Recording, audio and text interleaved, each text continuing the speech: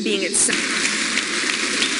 The 11 leading Republican candidates for president are at their podiums. They are ready to face off. And if you've been watching this race, you know anything could happen over the next few hours. To viewers who are just joining us, welcome to the Air Force One Pavilion of the Ronald Reagan Presidential Library. Our thanks to the staff here, and especially to former First Lady Nancy Reagan for this impressive setting with Ronald Reagan's presidential plane as our backdrop. This debate is airing on CNN networks in the United States and around the world. It's also being broadcast on the Salem Radio Network. I know everyone is very eager to get started, but first, I want to explain the ground rules tonight. My name is Jake Tapper. I'll be the moderator. I will be joined in the questioning by Salem Radio Network talk show host Hugh Hewitt. He worked in the Reagan administration for 6 years. And by CNN's chief political correspondent, Dana Bash. I will ask follow-up questions. I will attempt to guide the discussion.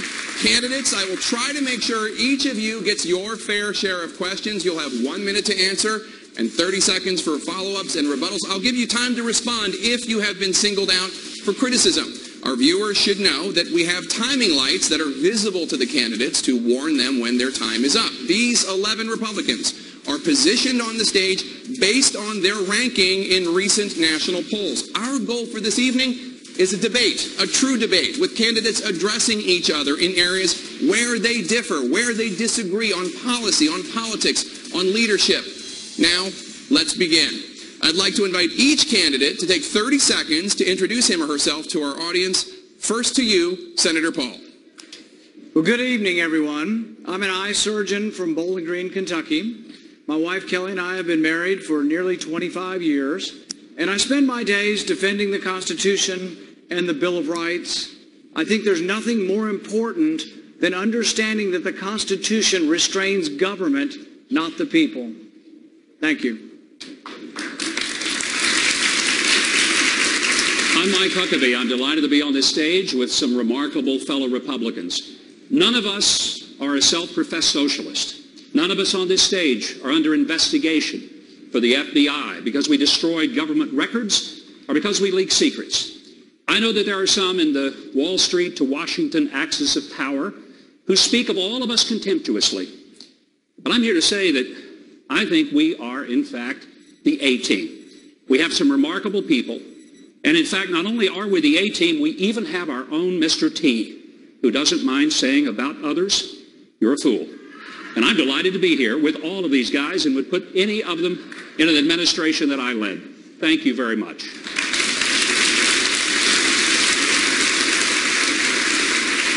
Thank you. My name is Marco Rubio. I'm from Florida. My wife, Jeanette, and I are the proud parent. We've been married 17 years, and we're the proud parents of 4 children, 2 of whom were able to join us here this evening. I'm honored to be here at the Reagan Library, at a place that honors the legacy of a man who inspired not just my interest in public service, but also our love for country. And I'm also aware that California has a drought, and so that's why I made sure I brought my own water. Senator Cruz? I'm Ted Cruz. I'm the son of an Irish-Italian mom and a Cuban immigrant dad who fled oppression and came to America seeking freedom. I'm a husband to my best friend Heidi, who's here tonight. I'm a dad to 2 little girls who are the loves of my life, Caroline and Catherine. If you're fed up with Washington, if you're looking for someone to stand up to career politicians in both parties, I'm the only one on this stage who has done that over and over again. And if we stand together, we can bring America back. Hi, I'm Ben Carson, and I'm a retired pediatric neurosurgeon. I'm here with my wife, Candy, of 40 years, and 2 of my sons and their wives.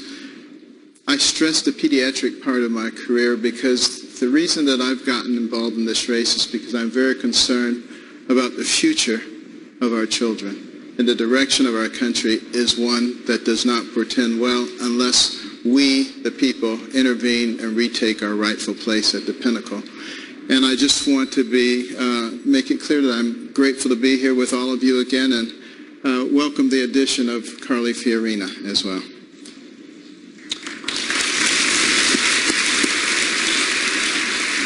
I'm Donald Trump. I wrote The Art of the Deal. I say not in a braggadocious way. I've made billions and billions of dollars dealing with people all over the world, and I want to put whatever that talent is to work for this country. So we have great trade deals. We make our country rich again. We make it great again. We build up our military. We take care of our vets. We get rid of Obamacare. And we have a great life all together. Thank you. Thank you.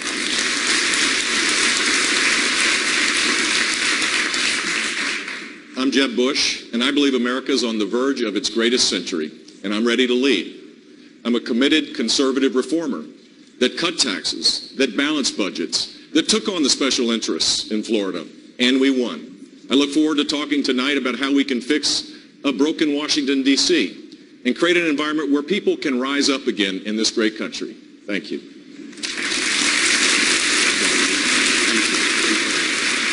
Good evening. I'm Scott Walker, and Tonette and I want to thank Mrs. Reagan and the Reagan Library for hosting us. You see, in my lifetime, the greatest president was a governor from California. Ronald Reagan knew how to go big and go bold. He understood the essence of moving this country forward, and that's what I did when I took on the status quo in my state and the Washington-based special interest. Now more than ever, America needs a leader who will go big and bold again, someone who's been tested. I'm ready to be that leader. Thank you.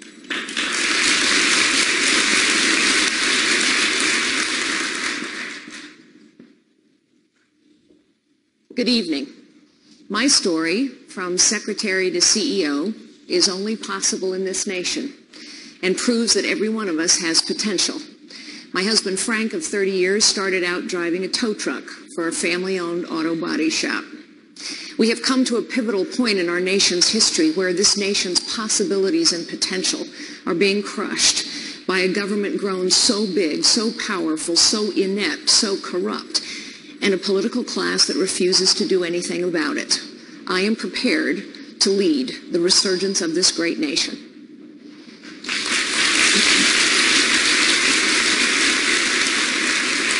Well, I'm John Kasich, the governor of Ohio. Emma and Reese, my children, and Karen, love you girls. Thanks for watching tonight. By the way, I think I actually flew on this plane with Ronald Reagan when I was a congressman, and his goals and mine really pretty much the same.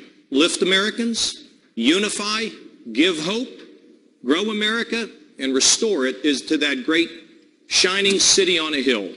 Yes, he was a great one, and I learned much from watching him. The most important thing, hope to Americans, unify, lift everyone in America.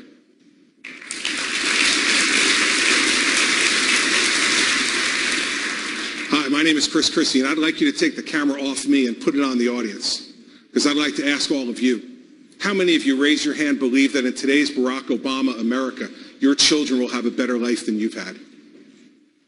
You see, that's why I'm running for president, because leadership is not about me, it's about our country. And what we talk about tonight is not about us, it's about the people in the audience tonight. Because in 7 short years, this president has stripped away their trust and their faith and their belief that the next generation will have a better life. He's stolen that from us, and when I'm president, I'm going to take it back.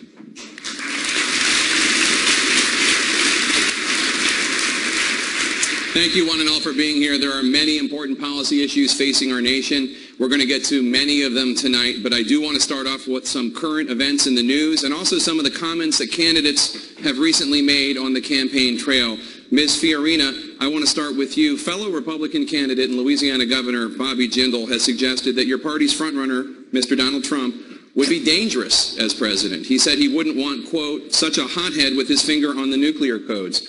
You as well have raised concerns about Mr. Trump's temperament. You've dismissed him as an entertainer. Would you feel comfortable with Donald Trump's finger on the nuclear codes? You know, I think Mr. Trump is a wonderful entertainer. He's been terrific at that business. I also think that one of the benefits of a presidential campaign is the character and capability, judgment and temperament of every single one of us is revealed over time and under pressure. All of us will be revealed over time and under pressure. I look forward to a long race.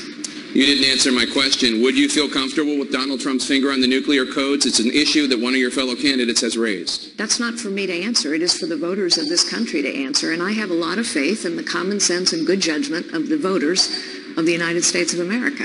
Mr. Trump? Well, First of all, Rand Paul shouldn't even be on this stage. He's number 11. He's got 1% in the polls, and how he got up here, there's far too many people. Anyway, as far as temperament, and we all know that, as far as temperament, I think I have a great temperament. I built a phenomenal business with incredible, iconic assets, one of the really, truly great real estate businesses. And I may be an entertainer because I've had tremendous success with #1 bestsellers all over the place, with The Apprentice and everything else I've done. But I will tell you this, what I am far and away greater than an entertainer is a businessman. And that's the kind of mindset this country needs to bring it back. Because we owe $19 trillion right now, $19 trillion, and you need this kind of thinking to bring our country back. And believe me, my temperament is very good, very calm, but we will be respected outside of this country. We are not respected now. Senator Paul, your name has been invoked. I kind of have to laugh when I think, sounds like a non-sequitur. He was asked whether or not he would be capable and it would be in good hands to be in charge of the nuclear weapons, and all of a sudden there's a sideways attack at me. I think that really goes to really the judgment. Do we want someone with that kind of character, that kind of careless language to be negotiating with Putin? Do we want someone like that to be negotiating with Iran? I think really there's a sophomore quality that is entertaining about Mr. Trump. But I am worried. I'm very concerned about having him in charge of the nuclear weapons, because I think his response, his visceral response to attack people on their appearance, short, tall, fat, ugly, my goodness, that happened in junior high. Are we not way above that? And would we not all be worried to have someone like that in charge of the nuclear arsenal? Mr. Trump. I never attacked him on his look, and believe me, there's plenty of subject matter right there. That I can tell you. But Jake, I want to give Mr. Trump. Mr. Trump, I want to give you another chance. Mr. Trump, I want to give you a chance to respond to something that your rival to your left, Governor Bush, said. Governor Bush told me last week, when I read him the quote from Governor Jindal, that he agrees you're not a serious candidate. Tell Governor Bush why you are a serious candidate and what your qualifications are to be commander-in-chief. I've actually been in politics all my life, although I've been on that side as opposed to this side. I'm now a politician for about 3 months. Obviously, I'm doing pretty well. I'm #1 in every polls by a lot.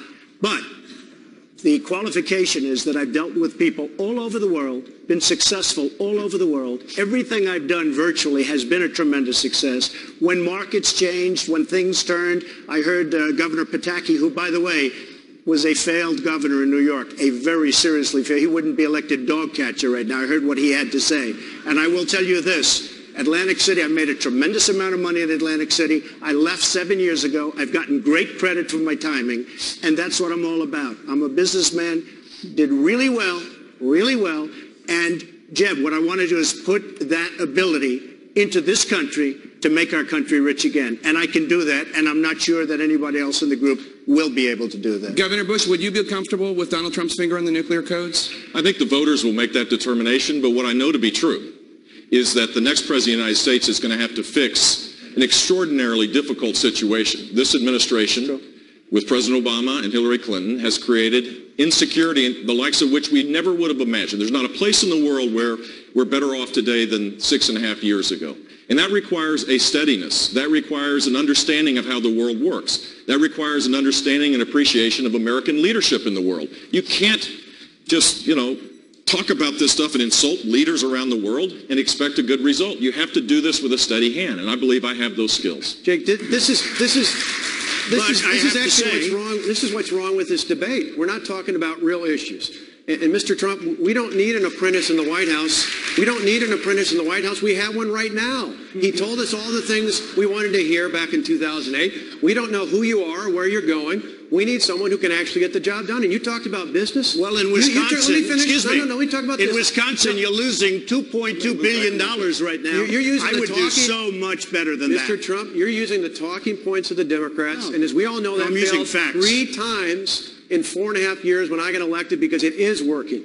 We balanced the budget. You want to talk about balanced budgets? You took 4 major projects into bankruptcy over and over and over again. You can't take America into bankruptcy. That's what's wrong with the politicians in Washington right now. They think we can take a country into bankruptcy. Every major business leader has used I never went bankrupt, by the way, as you know, everybody knows. But Out of hundreds of companies, hundreds of deals, I've used the law 4 times, made a tremendous thing. I'm in business. I did a very good job. But I will say this, and people are very, very impressed with what I've done to business people.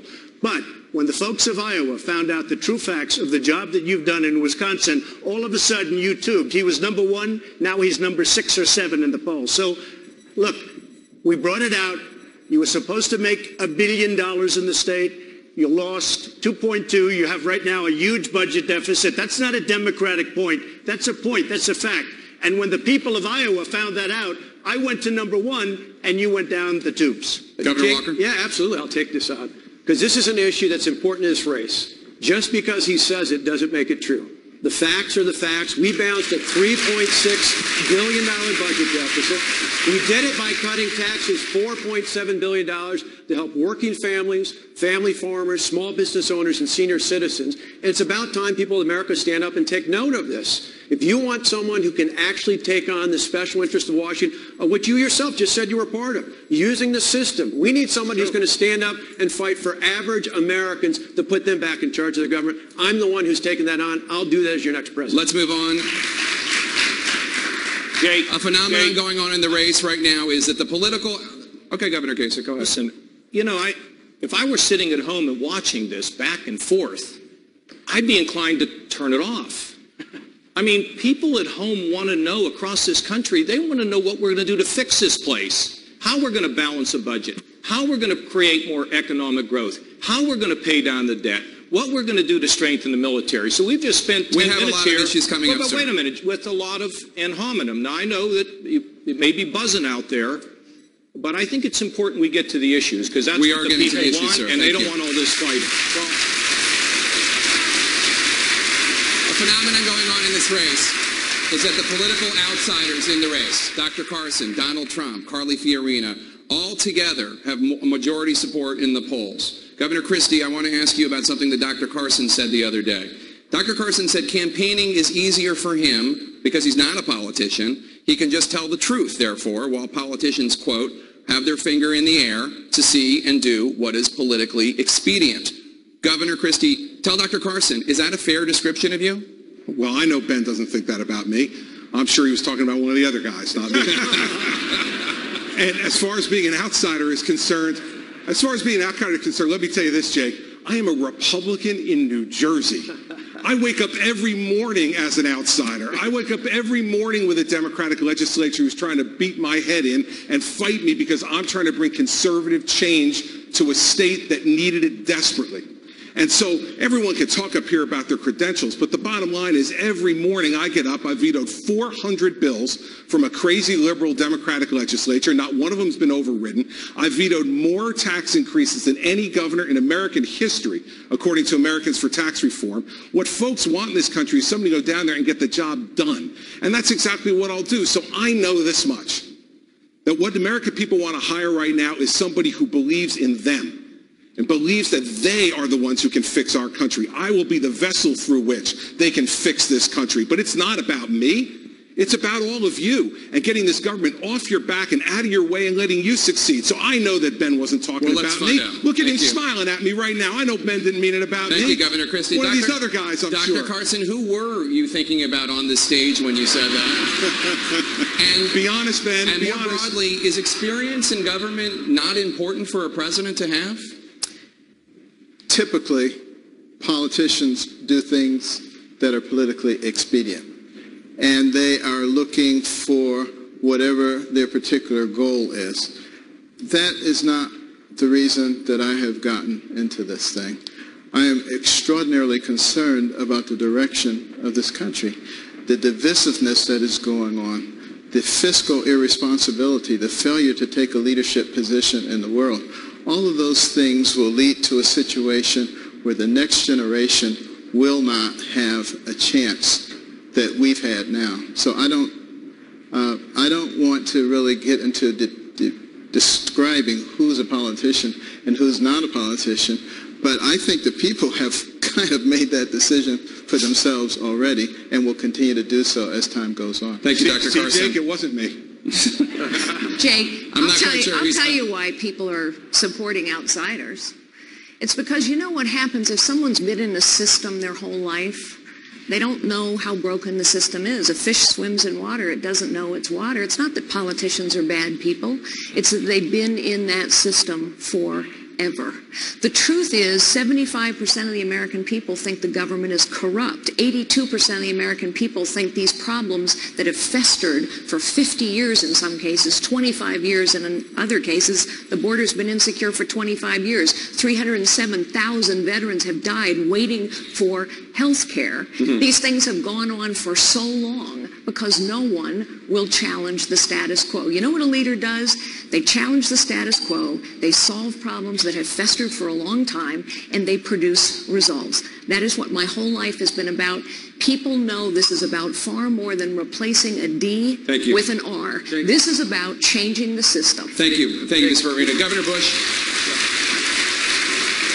in addition to the fact that he's an outsider, one of the reasons Mr. Trump is a frontrunner, Republican voters say, is because they like the fact that he is not bought and paid for by wealthy donors. Mr. Trump has repeatedly said that the $100 million you've raised for your campaign makes you a puppet for your donors. Are you? No, absolutely not. People are supporting me because I have a proven record of conservative leadership, where I cut taxes $19 billion over 8 years. We shrunk the state government workforce. We created a climate that led the nation in job growth 7 out of 8 years. We were one of 2 states to go to AAA bond rating. People know that we need principle-centered leadership, a disruptor to go to Washington, D.C. The one guy that had some special interest that I know of that tried to get me to change my views on something that was generous and gave me money was Donald Trump. He wanted casino gambling in Florida. I didn't want Yes, you did. Totally false. You wanted it, and you didn't get it because I was it. opposed to casino gambling I before, promise I would've during, gotten and after. And that's not, I'm not going to be bought by I anybody. promise if I wanted it, I would have gotten it. No way, Ben. Believe me. Nope. I know my people. Not even possible. I know my people. Is there anything else you want to say about No, this? I just will tell you that, Jeb made the statement. I'm not only referring to him. A lot of money was raised by a lot of different people that are standing up here. And the donors, the special interests, the lobbyists have very strong power over these people. I'm spending all of my money. I'm not getting any. I turned down so much. I could have right now from special interests and donors, I could have double and triple what he's got. I've turned it down. I've turned down last week $5 million from somebody.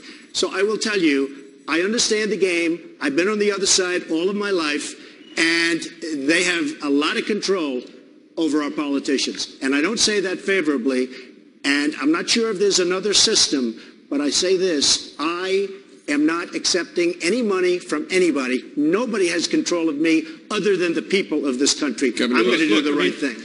You got, according to what you said on one of the talk shows, you got Hillary Clinton to go to your wedding because true. you gave her That's money. True. Maybe it works for Hillary Clinton. It doesn't work for anybody on this stage. I was a businessman. I got along with Clinton. I got along with everybody. Yeah. That was my job, to get along with people. But the simple fact is... Excuse me. 1 second. No. I didn't want to... Donald, you cannot take... More energy tonight. I like that. Look. I was asked the question. I didn't want... It was my obligation as a businessman to my family, to my company, to my employees, to get along with all politicians. I got along with all of them, and I did a damn good job in doing it. Go ahead. So, he supports Pelosi. He supports Schumer. He supports Clinton. Got along with everybody. And when he asked Florida to have casino gambling, we said no. Wrong. We said no, and that's the simple fact. Don't make things up, Jeff. Don't cut me off. Come on. Don't make things up. Jake, can I say something about that? Sure, Dr. Carson. When I entered this race, all the political pundits said it's impossible. You can't do it because you're not connected with the money. And there's no way that you can raise what you need in order to compete successfully. I, in no way, am willing to get in the bed with special interest groups or lick the boots of billionaires. I have said to the people, if they want me to do this, please get involved. And we now have over 500,000 donations, and the money is coming in. But the pundits forgot about one thing, and that is the people, and they are really in charge. Thank you, Dr. Carson. Let's move to Russia, if we could. Russia is sending troops and tanks into Syria right now to prop up a U.S. enemy, Bashar al-Assad. President Obama's incoming top general says, quote, Russia presents the greatest threat to our national security. Mr. Trump, you say you can do business with President Vladimir Putin. You say you will get along, quote, very well. What would you do right now if you were president to get the Russians out of Syria? All right, so number one, they have to respect you. He has absolutely no respect for President Obama. Zero. Syria is a mess. You look at what's going on with ISIS in there. Now think of this. We're fighting ISIS. ISIS wants to fight Syria. Why are we fighting ISIS in Syria? Let them fight each other and pick up the remnants. I would talk to him. I would get along with him. I believe, and I may be wrong, in which case I'd probably have to take a different path, but I would get along with a lot of the world leaders that this country is not getting along with. We don't get along with China. We don't get along with the heads of Mexico. We don't get along with anybody. And yet at the same time, they rip us left and right. They take advantage of us economically and every other way. We get along with nobody. I will get along, I think, with Putin, and I will get along with others, and we will have a much more stable world. So just to clarify, the only answer I heard to the question I asked is that you would reach out to Vladimir Putin and you would do what? I believe that I will get along. We will do, between that, Ukraine, all of the other problems, we won't have the kind of problems that our country has right now with Russia and many other nations. Senator Rubio, you've taken a very different approach to the question of Russia. You've called Vladimir Putin a, quote, gangster. Why would President Rubio's approach be more effective than President Trump's? Well, first of all, I have an understanding of exactly what it is Russia and Putin are doing, and it's pretty straightforward. He wants to reposition Russia once again as a geopolitical force. He himself said that the destruction of the Soviet Union, the fall of the Soviet Union, was the greatest geopolitical catastrophe of the 20th century. And now he's trying to reverse that. He's trying to destroy NATO. And this is what this is a part of. He is exploiting a vacuum that this administration has left in the Middle East. Here's what you're going to see in the next few weeks. The Russians will begin to fly combat missions in that region, not just targeting ISIS, but in order to prop up Assad. He will also then turn to other countries in the region and say, America is no longer a reliable ally, Egypt. America is no longer a reliable ally, Saudi Arabia. Begin to rely on us. What he is doing is he is trying to replace us as the single most important power broker in the Middle East, and this president is allowing it. That is what is happening in the Middle East. That's what's happening with Russia. Thank and every you, Senator. region. I want to bring in Carly Fiorina. Ms. Fiorina. Having met Vladimir Putin, if I may, having met Vladimir Putin, I wouldn't talk to him at all. We've talked way too much to him. What I would do immediately is begin rebuilding the Sixth Fleet. I would begin rebuilding the missile defense program in Poland. I would conduct regular, aggressive military exercises in the Baltic states. I'd probably send a few thousand more troops into Germany. Vladimir Putin would get the message. By the way, the reason it is so critically important that every one of us know General Soleimani's name is because Russia is in Syria right now because the head of the Quds force traveled to Russia and talked Vladimir Putin into aligning themselves with Iran and Syria to prop up Bashar al-Assad. Russia is a bad actor, but Vladimir Putin is someone we should not talk to because the only way he will stop is to sense strength and resolve on the other side, and we have all of that within our control. We could rebuild the Sixth Fleet. I will. We haven't. We could rebuild the missile defense program. We haven't. I will. We could also, to Senator Rubio's point, give the Egyptians what they've asked for, which is intelligence. We could give the Jordanians what they've asked for. Bombs and materiel. We have not supplied it. I will. We could arm the Kurds. They've been asking us for 3 years. All of this is within our control. Thank you, Ms. Fiorina. While you brought up the subject of General Soleimani of the Quds forces from Iran, the next president, no matter who he or she may be, will inherit President Obama's Iran deal. Senator Cruz, Governor Kasich says that anyone who is promising to rip up the Iran deal on day one, as you have promised to do, is, quote, inexperienced and, quote, playing to a crowd. Respond to Governor Kasich, please. Well, let me tell you, Jake, the single biggest national security threat facing America right now is the threat of a nuclear Iran. We've seen 6.5 years of President Obama leading from behind. Weakness is provocative, and this Iranian nuclear deal is nothing short of catastrophic. This deal on its face will send over $100 billion to the Ayatollah Khamenei, making the Obama administration the world's leading financier of radical Islamic terrorism. This deal abandons 4 American hostages in Iran, and this deal will only accelerate Iran's acquiring nuclear weapons. You better believe it. If I am elected president on the very first day in office, I will rip to shreds this catastrophic Iranian nuclear deal. Why is that not, as Governor Kasich says, playing to the crowd and an example of you being inexperienced? Well, let's be clear when it comes to experience. What President Obama wants to do is he's run to the United Nations and he wants to use the United Nations to bind the United States and take away our sovereignty.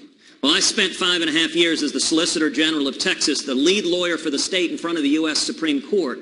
And I went in front of the Supreme Court and took on the World Court in the United Nations in a case called Medellin versus Texas. And we won an historic victory saying the World Court in the UN has no power to bind the United States, and no president of the United States, Republican or Democrat, has the authority to give away our sovereignty. And so if there's anyone up here who would be bound by this catastrophic deal with Iran, they're giving up the core responsibility of commander-in-chief. And as president, I would never do that. Governor Kasich, did Senator Cruz just play to the crowd? Let me just say this. First of all, I think it's a bad agreement. I would never have done it.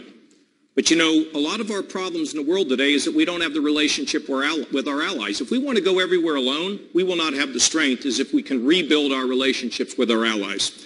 Now, this agreement, we don't know what's going to happen in 18 months. I served on the Defense Committee for 18 years. I've seen lots of issues in foreign affairs and in terms of global politics. You have to be steady. Now, if they cheat, we slap the sanctions back on. If they help Hamas and Hezbollah, we slap the sanctions back on. And if we find out that they may be developing a nuclear weapon, then the military option is on the table. We are stronger when we work with the Western civilization, our friends in Europe, and just doing it on our own, I don't think is the right policy. Thank you, Governor Kasich. I want to go to Senator Paul. I want to go to Senator Paul. Senator Paul, the White House is rolling out the red carpet next week for the president of China, President Xi. Governor Walker says that President Obama should cancel the state dinner because of China's currency manipulation and because of China's alleged cyber attacks against the United States. Is Governor Walker right? I think this goes back to essentially what we've been saying for the last 2 or 3 questions. Carly Fiorina also said, we're not going to talk with Putin. Well, think if Reagan had said that during the Cold War. We continued to talk with the Russians throughout the Cold War, which is much more significant than where we are now. Should we continue to talk with Iran? Yes. Should we cut up the agreement immediately? That's absurd. Wouldn't you want to know if they've complied? Now, I'm going to vote against the agreement because I don't think there's significant leverage, but it doesn't mean that I would immediately not look at the agreement and cut it up without looking to see whether Iran is complying. The same goes with China. I don't think we need to be rash. I don't think we need to be reckless. And I think we need to leave lines of communication open. Often we talk about whether we should be engaged in the world or disengaged in the world. And I think this is an example of some who want to isolate us, actually, and not be engaged. We do need to be engaged with Russia. It doesn't mean we give them a free pass or China a free pass. But to be engaged means to continue to talk. We did throughout the Cold War, and it'd be a big mistake not to do it. Governor Walker, Senator Paul seemed to suggest that canceling the state dinner would be rash and reckless. No, two parts. One on China, one back for a second on Iran. When it comes to China, why would we be giving an official state visit to a country that's been involved in a massive cyber attack against the United States? That's not just a visit. That's a 21-gun salute on the South Lawn of the White House. It just doesn't make any sense. If we're ever going to send a message to them, wouldn't this be the time when they issued this sort of massive attack against us? And Jake, for the question, I was one of the first ones to call for terminating the bad deal with Iran on day one. The president came after me and said I needed to bone up. You know, the president who called ISIS the JV squad said I needed to bone up. The reality is it's a bad deal on day one, and it's a bad deal because this president has allowed Iran to go closer and closer. I'd love to play cards with this guy because Barack Obama folds on everything with Iran. We need a leader who's going to stand up and actually show some teeth. Governor Bush, your father was the chief diplomatic envoy to China back when Nixon opened relations to China. Is Scott Walker's approach the right one, canceling the state dinner? No, I don't think so, but we need to be strong against China. We should use offensive tactics as it relates to cybersecurity to send a deterrent signal to China. There should be stiffer sanctions than what President Obama has proposed. There's many other tools that we have without canceling a dinner. That's not going to change anything, but we can be much stronger as it relates to that. And as it relates to Iran, it's not a strategy to tear up an agreement. A strategy would be, how do we confront Iran? And the first thing that we need to do is to reestablish our commitment to Israel, which has been tattered by this administration, and make sure that they have the most sophisticated weapons to send a signal to Iran that we have Israel's back. If we do that, it's going to create a healthier deterrent effect than anything else I can think of. I want to turn to Governor Huckabee, who has been very patient. Somebody had to be 11th, and he is. But I do want to change the subject to the event that you had a meeting. I would certainly love to get in on this. Well, you can use your minute however you want, but I want to ask this question. And I'm going to just say this about Iran. All right, sir, go ahead. Because I think it is incredibly important. This is really about the survival of Western civilization. This is not just a little conflict with a Middle Eastern country that we've just now given over $100 billion to. The equivalent in U.S. terms is $5 trillion. This threatens Israel immediately. This threatens the entire Middle East, but it threatens the United States of America. And we can't treat a nuclear Iranian government as if it is just some government that would like to have some power. This is a government that for 36 years has killed Americans. They've kidnapped Americans. They've maimed Americans. They have sponsored terrorist groups, Hamas and Hezbollah. And they threaten the very essence of Western civilization. To give them this agreement that the president treats like the Magna Carta, but the Iranians treat it like it's toilet paper.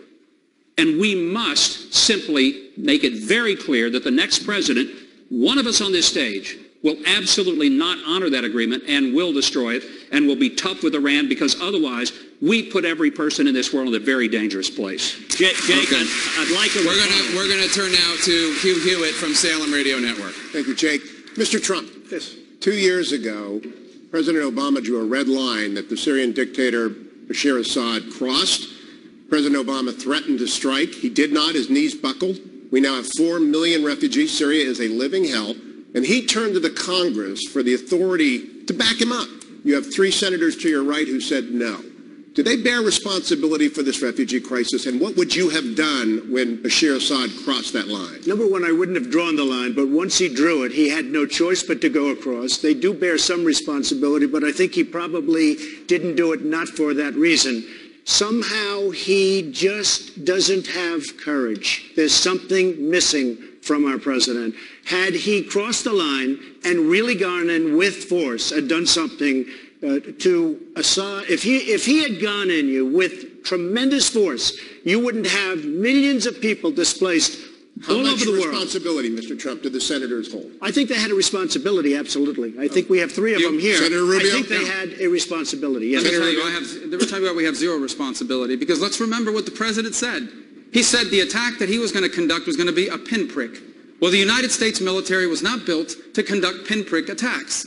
If the United States military is going to be engaged by a commander-in-chief, it should only be engaged in an endeavor to win.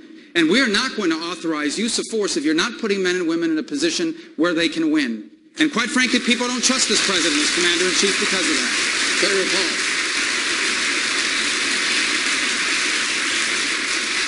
I think this gets to the point of wisdom on when we should intervene and when we shouldn't. Had we bombed Assad at the time, like President Obama wanted, like Hillary Clinton wanted, and like many Republicans wanted, I think ISIS would be in Damascus today. I think ISIS would be in charge of Syria had we bombed Assad.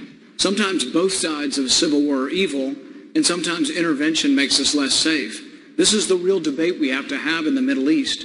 Every time we've toppled a secular dictator, we've gotten chaos, the rise of radical Islam, and we're more at risk. So I think we need to think before we act and know that most interventions, if not a lot of them in the Middle East, have actually backfired on us. Thank you, Senator Paul. I want to turn now to my colleague, Dana Bash. Hold on a second. Jake, he asked me as well. I'd like to actually go ahead, sir. That would be fair. You're right. Respond to You're right. You're the 3rd senator.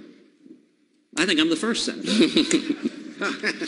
The number 1 test for use of military force should be the vital national security interest of the United States.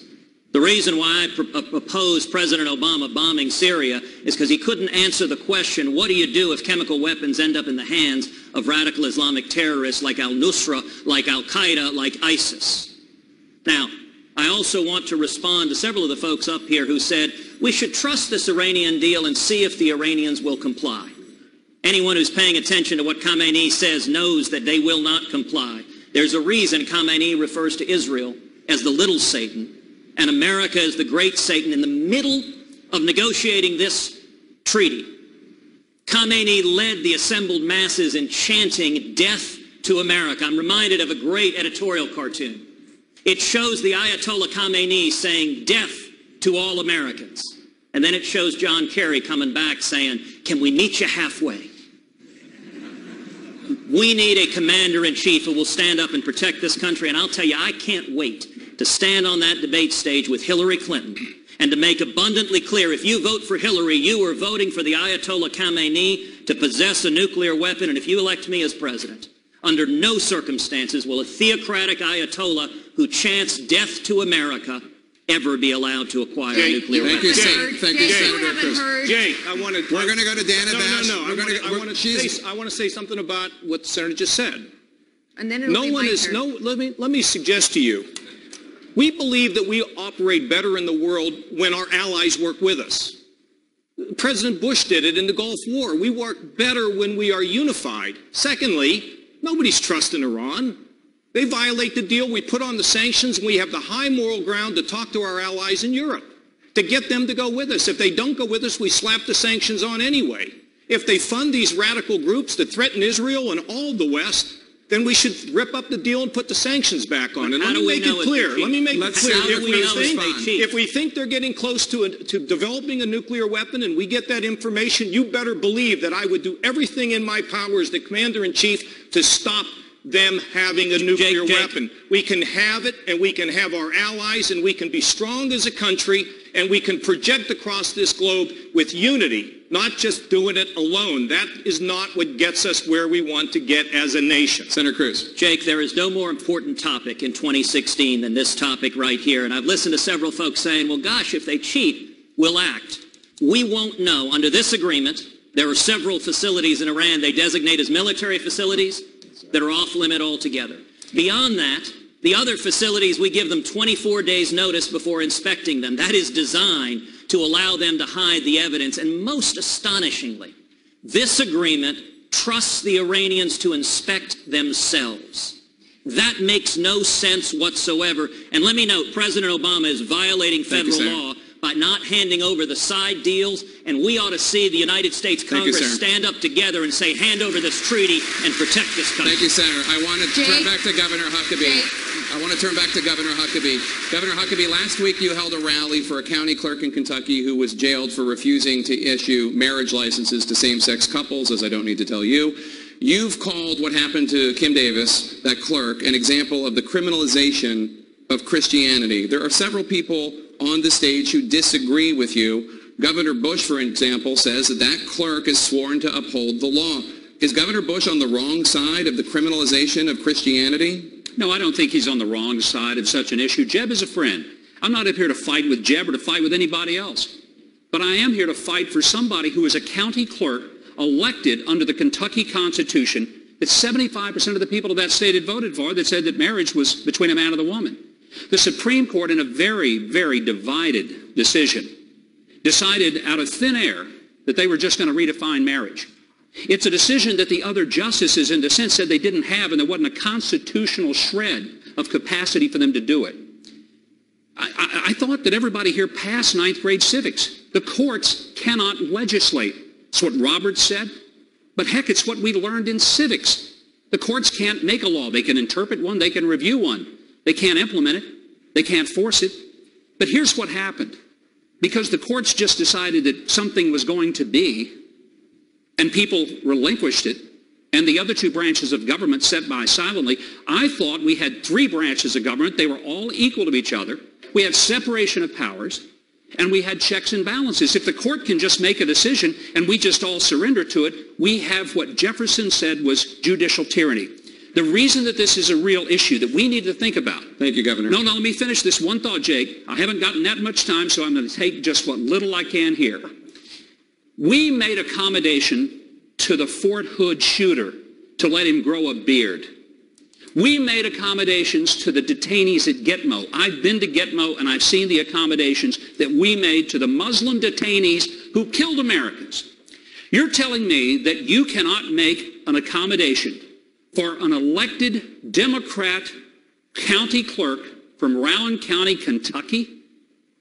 What else is it other than the criminalization of her faith and the exaltation of the faith of everyone else who might be a Fort Hood shooter or a detainee at Gitmo. Well, I'm not telling you that, Governor, but Governor Bush is because he disagrees. He thinks that Kim Davis swore to uphold the law. You disagree. You're not. You don't I believe think you're not stating my views right. Okay, please do. I think there needs to be accommodation for someone acting on their faith. Religious conscience is a first freedom. It's a powerful part of our Bill of Rights. And in a big, tolerant country, we should respect the rule of law.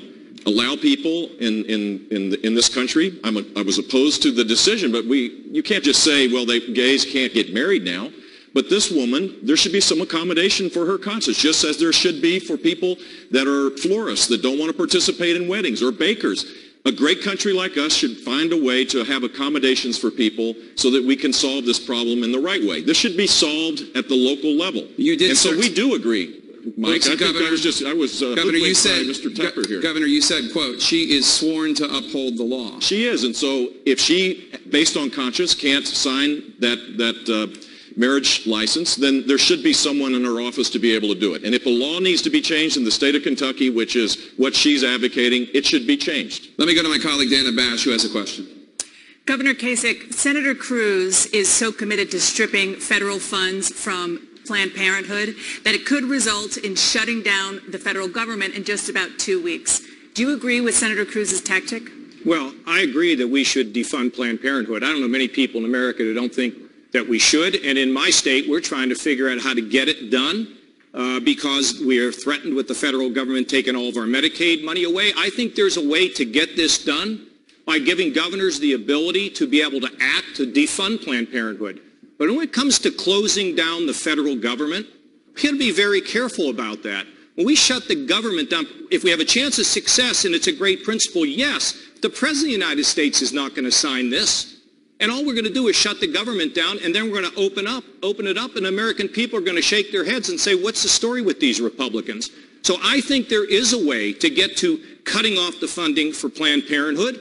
I was in the Congress for 18 years, balanced the budget, cut taxes, got it done, changed welfare, went around the president to get welfare reform done. There are ways to do it without having to shut the government down, but I'm sympathetic to the fact that we don't want this organization to get funding, and the money ought to be reprogrammed for family planning in other organizations that don't support this tactic. But I would not be for shutting the government down because I don't think it's going to work out. Thank you. Senator Cruz, I would just add that on this stage not that long ago, Senator Graham said that this tactic that you're pushing would tank the Republicans' ability to win in 2016. Well, let me tell you, Dan, number one, I'm proud to stand for life. These Planned Parenthood videos are horrifying. I would encourage every American to watch these videos. See senior Planned Parenthood officials callously, heartlessly bartering and selling the body parts of human beings. And then ask yourself, are these my values? These are horrifying. On these videos, Planned Parenthood also essentially confesses to multiple felonies. It is a felony with 10 years jail term to sell the body parts of unborn children for profit. That's what these videos show Planned Parenthood doing. Absolutely. We shouldn't be sending $500 million of taxpayer money to funding an ongoing criminal enterprise. And I'll tell you, the fact that Republican leadership in both houses has begun this discussion by preemptively surrendering to Barack Obama and saying we'll give in because Obama threatens a veto. You know, Obama's committed to his principles, his liberal principles. He will fight for them. He says, I will veto any budget that doesn't fund Planned Parenthood, and Republicans surrender. We need to stop surrendering and start standing for our principles. Thank you, Senator. Thank you, Senator. Governor, I want to go to you. Is it what Senator Cruz says, a surrender by Republicans? No, what I can tell you is this. We didn't surrender in New Jersey 6 years ago as the brand new first ever pro-life governor of New Jersey since Roe versus Wade. I defunded Planned Parenthood, and I've vetoed Planned Parenthood funding now 8 times in New Jersey. Since the day I walked in as governor, Planned Parenthood has not been funded in New Jersey. We've stood up, and every one of those vetoes has been sustained. But here's the problem. We're fighting with each other up here. We agree. Let's ask Hillary Clinton.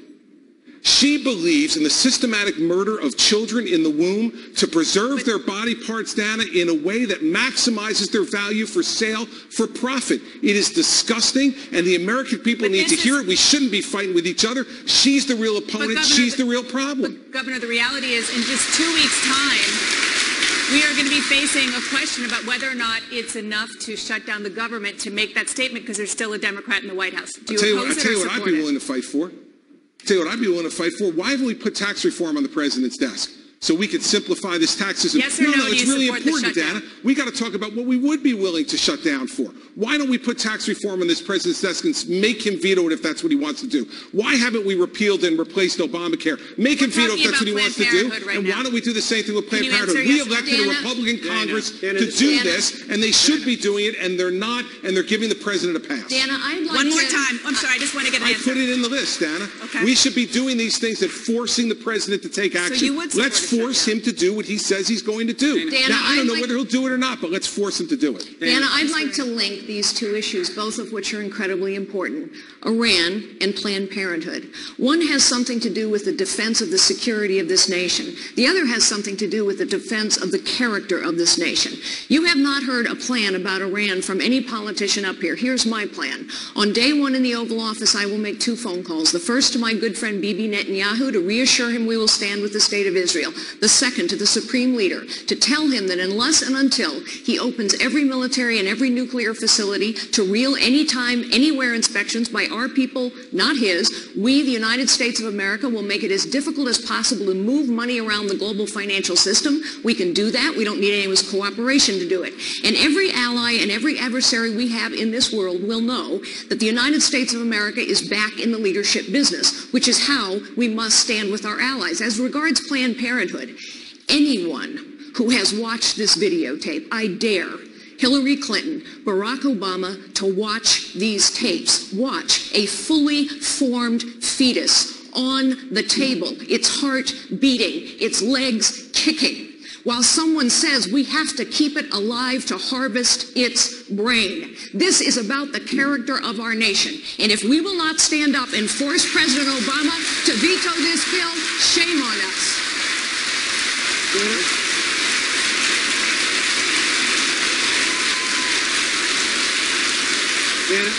I want to continue on the subject. Governor Bush, you recently said while discussing Planned Parenthood, quote, "You're not sure we need $500 million for women's health issues." Now, you since said that you misspoke. You didn't mean to say women's health issues, but Donald Trump said that quote, that comment, which Hillary Clinton did seize upon immediately, will haunt you the same way Mitt Romney's 47% video haunted him. Tell Donald Trump why he's wrong. Well, he's wrong on a lot of things, but on this he's wrong because I'm the most pro-life governor on this stage. I got to act on my core beliefs. It's part of who I am. Life is a gift from God, and from beginning to end, we need to respect it and err on the side of life. And so I defunded Planned Parenthood.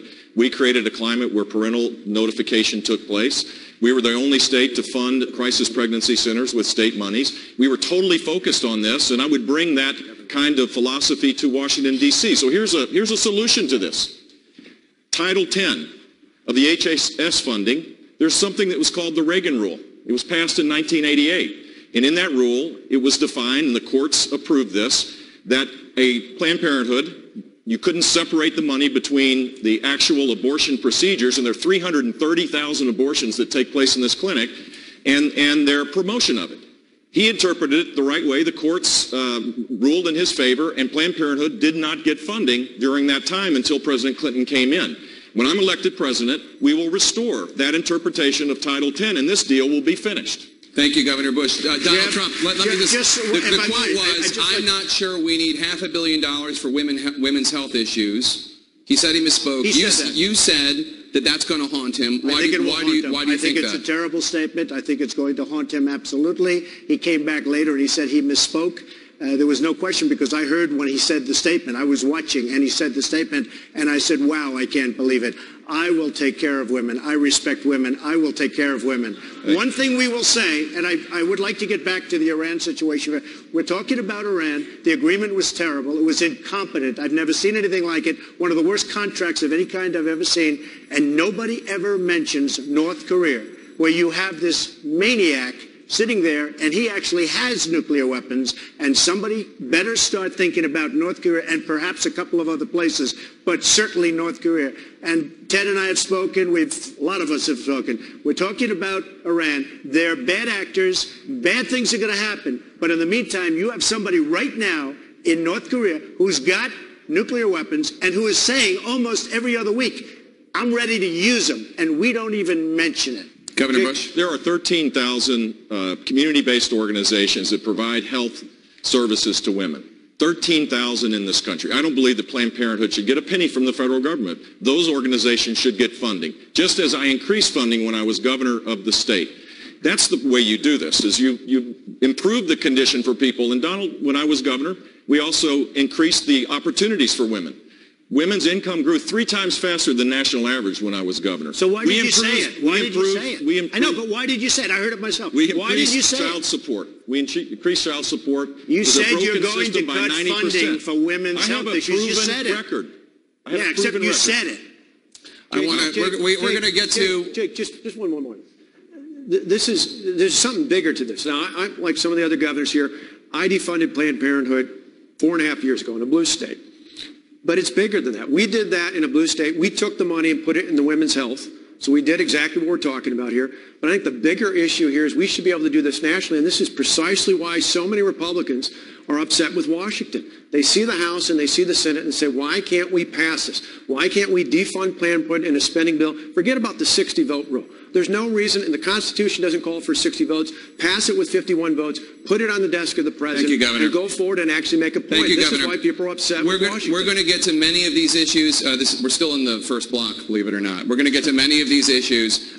But before we end this block, Ms. Fiorina, I do want to ask you about this. In an interview last week in Rolling Stone magazine, Donald Trump said the following about you, quote, "Look at that face. Would anyone vote for that? Can you imagine that, the face of our next president?" Mr. Trump later said he was talking about your persona, not your appearance. Please feel free to respond what you think about his persona. You know, it's interesting to me. Mr. Trump said that he heard Mr. Bush very clearly and what Mr. Bush said. I think women all over this country heard very clearly what Mr. Trump said.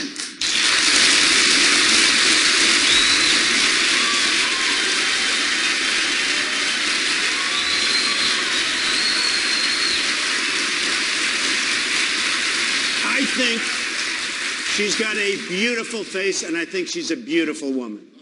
All right, on that note, in less than 2 minutes, we're going to take a very quick break. In less than 2 minutes, the most contentious issue on the campaign trail, and the candidates on the stage are split over how to handle it. That's coming up next. Please get... Welcome to CNN's Republican presidential debate. No topic, perhaps, has been more combustible in this campaign than the issue of immigration. Mr. Trump, you have called for deporting every undocumented immigrant. Governor Christie has said, quote, "There are not enough law enforcement officers, local, county, state, and federal, combined to forcibly deport 11 to 12 million people." Tell Governor Christie how much your plan will cost and how you will get it done. Correct. First of all, I want to build a wall that works. So important, and it's a big part of it. Second of all, we have a lot of really bad dudes in this country from outside, and I think Chris knows that maybe as well as anybody. They go, if I get elected, first day, they're gone. Gangs all over the place, Chicago, Baltimore, no matter where you look. We have a country based on laws. I will make sure that those laws are adhered to. These are illegal immigrants. I don't think you'd even be asking this question if I didn't run. Because when I ran, and I brought this up at my opening remarks at Trump Tower, I took heat like nobody has taken heat in a long time. And then they found out with the killing of Kate from San Francisco and so many other crimes, they found out that I was right. And most people, many people apologized to me. I don't think you'd even be talking about illegal immigration if it weren't for me. So we have a country of laws. They're going to go out and they'll come back if they deserve to come back. If they've had a bad record, if they've been arrested, if they've been in jail, they're never coming back. We're going to have a country again. Right now, we don't have a country, we don't have a border, and we're going to do something about it. And it can be done with proper management, and it can be done with heart. Governor Christie, you and I have talked about this in an interview. You say that his big wall, his plan to deport 11 to 12 million undocumented immigrants, it sounds great, but it's never going to happen. Tell him why you're skeptical of his plans. Well, first off, Jake, I don't yield to anybody on how to enforce the law. I'm the only person on the stage who spent 7 years as the United States Attorney after September 11th.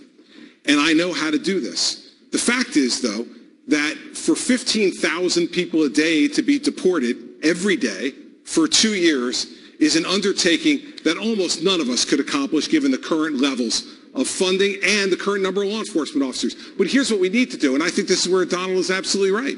What we need to do is to secure our border, and we need to do it with more than just a wall.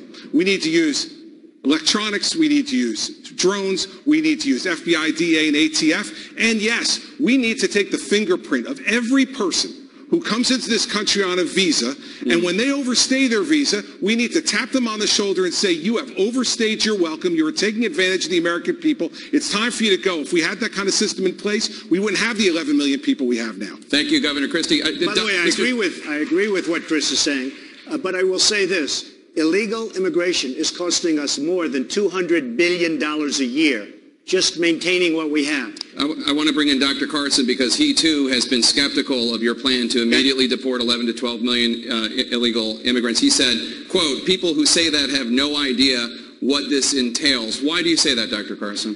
Well, first of all, recognize that we have an incredible illegal immigration problem. I was down in Arizona a few weeks ago at the border. I mean, the fences that were there were not manned. And those are the kind of fences when I was a kid that would barely slow us down. So I don't see any purpose in having that. Now, what we need to do is look at something that actually works. Yuma County, Arizona, they stopped 97% of the illegal immigration through there. They put in a double fence with a road so that there was quick access by the enforcement people. If we don't seal the border, the rest of the stuff really doesn't matter. It's kind of ridiculous, all the other things that we talk about. We have the ability to do it. We don't have the will to do it. There was one area where they had cut a hole in the fence, and to prepare it, they put a few strands of barbed wire across. Well, the photographers who were there with us, they wanted to photograph us from the side of the Mexicans, and they went through there, and they were not physically fit people, and they took their cameras and things with them and shot us from the other side. That's how easy it is to get across. And the drugs, I mean, it goes on and on and on. ICE tells them to release these people. 67,000 criminals released onto our property. It's ridiculous. With all due respect, Dr. Carson, you said about Donald Trump's plan to immediately deport 11 to 12 million undocumented immigrants. People who say that have no idea what this entails. Why not? Well, I have also said if anybody knows how to do that, that I would be willing to listen. And if they can, specify exactly how that's going to be done and what the costs, and it sounds reasonable, then I think it's worth discussing. But let's continue the conversation about illegal immigration with Dana Bash. Governor Bush, Mr. Trump has suggested that your views on immigration are influenced by your Mexican-born wife. He said that, quote, if my wife were from Mexico, I think I would have a soft spot for people from Mexico. Did Mr. Trump go too far in invoking your wife? He did. He did. You're proud of your family, just as I am. Correct. To subject my wife into the middle of a raucous political conversation was completely inappropriate, and I hope you apologize for that, Donald. Well, I have to tell you, I hear phenomenal things. I hear your wife is a lovely woman. She is. She's Know fantastic. her, and this she is is a total absolutely the love of my life, and she's I right here. And why don't you apologize for her? No, I won't right do that now. because I said nothing wrong, but I do hear she's a lovely woman. So here's the deal. My wife is a Mexican-American. She's an American by choice. She loves this country as much as anybody in this room. And she wants a secure border, but she wants to embrace the traditional American values that make us special and make us unique. We're at a crossroads right now. Are we going to take the Reagan approach, the hopeful, optimistic approach, the approach that says that you come to our country legally, you pursue your dreams with a vengeance, you create opportunities for all of us, or the Donald Trump approach? The approach that says that everything is bad, that everything's coming to an end. Mr. Trump. I'm on the Reagan side of this. That they come into our country as an act of love.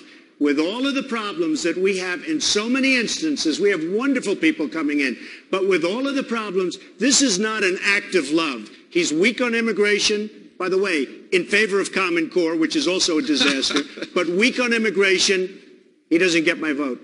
Dana, with Mr. Trump, immigration did not come up in 2016 because Mr. Trump brought it up.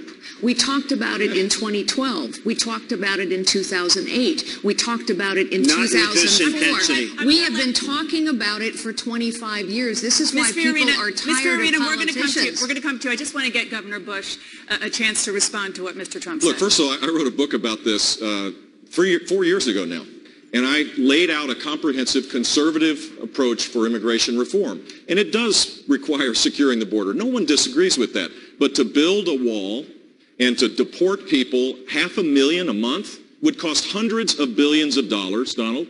Hundreds of billions of dollars. It would destroy community life. It would tear families apart. And it would send a signal to the rest of the world that the United States values that are so important for our long-term success no longer matter in this country. As I said, we are spending $200 billion. We are spending $200 billion a year on maintaining what we have. We will move them out. The great ones will come back. The good ones will come back. They'll be expedited. They'll be back. They'll come back legally. We'll have a country. They'll come back legally. Okay, on that note, you have criticized Governor Bush for speaking Spanish on the campaign trail. You said, quote, he should really set an example by speaking English in the United States. What's wrong with speaking Spanish? Well, I think it's wonderful and all, but I did it a little bit half-heartedly, but I do mean it to a large extent. We have a country where to assimilate, you have to speak English. And I think that where he was and the way it came out didn't sound right to me. We have to have assimilation. To have a country, we have to have assimilation. I'm not the first one to say this, Dana. We've had many people over the years, for many, many years, saying the same thing.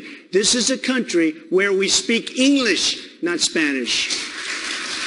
Well, I've been speaking English here tonight, and I'll keep speaking English, but the simple fact is if a high school kid asked me a question in Spanish, a school, by the way, a voucher program that was created under my watch, the largest voucher program in the country, where kids can go to a Christian school, and they ask me a question in Spanish, I'm going to show respect and answer that question in Spanish, even though they do speak English, and even though they embrace American values. This was a reporter, not a high school kid, by the way. Dana, I agree that English is the unifying language of our country, and everyone should learn to speak it. It's important. I want to tell you a story about someone that didn't speak English that well. It was my grandfather. He came to this country in the 1960s as escaping Cuba, and he lived with us growing up. And my grandfather loved America. He understood what was so special about this country. He loved Ronald Reagan. He would be very proud of the fact that we're here this evening. My grandfather instilled in me the belief that I was blessed to live in the one society in all of human history where even I, the son of a bartender and a maid, could aspire to have anything and be anything that I was willing to work hard to achieve. But he taught me that in Spanish because it was the language he was most comfortable in. And he became a conservative even though he got his news in Spanish. And so I do give interviews in Spanish, and here's why. Because I believe that free enterprise and limited government is the best way to help people who are trying to achieve upward mobility. And if they get their news in Spanish, I want them to hear that directly from me, not from a translator at Univision. Thank you, Senator Rubio. Senator Cruz. Senator Cruz, this week we learned more about Dr. Carson's plan for the 11 to 12 million undocumented immigrants in this country. Dr. Carson proposed giving these undocumented immigrants a 6-month grace period to pay back taxes, then to let them become guest workers, and only to deport people who fail to do that. Not exactly what I said. Well, how would you say it, sir? I was just reading the Wall Street Journal quote, but please tell us. Well, what I said, after we seal the borders, after we turn off the spigot that dispenses all the goodies, so we don't have people coming in here, including employment, that people who had a pristine record, we should consider allowing them to become guest workers primarily in the agricultural sphere, because that's the place where Americans don't seem to want to work. That's what I said. And they have a 6-month period to do that. If they don't do it within that time period, then they become illegal. And as illegals, they will be treated as such. Okay, from the horse's mouth. Senator Cruz, does that fit your definition of amnesty? Well, Jake, you know, I'm very glad that Donald Trump's being in this race has forced the mainstream media finally to talk about illegal immigration. I think that's very important. I like and respect Ben Carson. I'll let him talk about his own plans.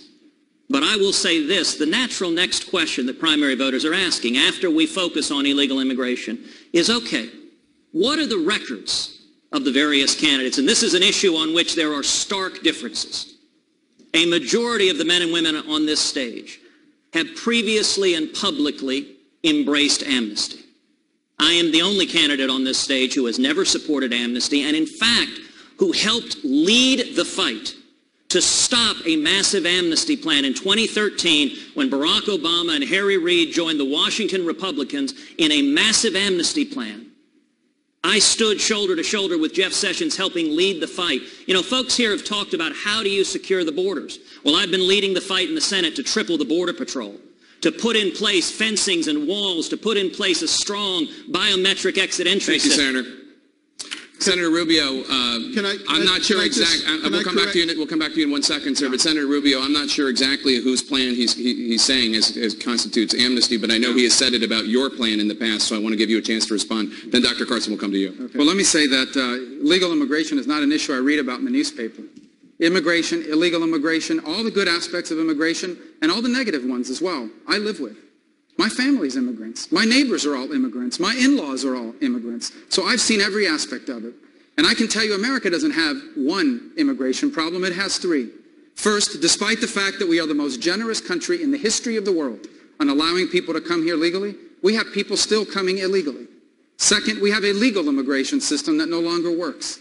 It primarily is built on the basis of whether or not you have a relative living here instead of merit. And third, we have 11 or 12 million people, many of whom have been here for longer than a decade, who are already here illegally. And we must deal with all three of these problems. We cannot deal with all three of these problems in one massive piece of legislation. I learned that. We tried it that way. Here's the way forward. First, we must secure our border, the physical border with a wall, absolutely, but we also need to have an entry-exit tracking system. 40% of the people who come here illegally come illegally, and then they overstay the visa.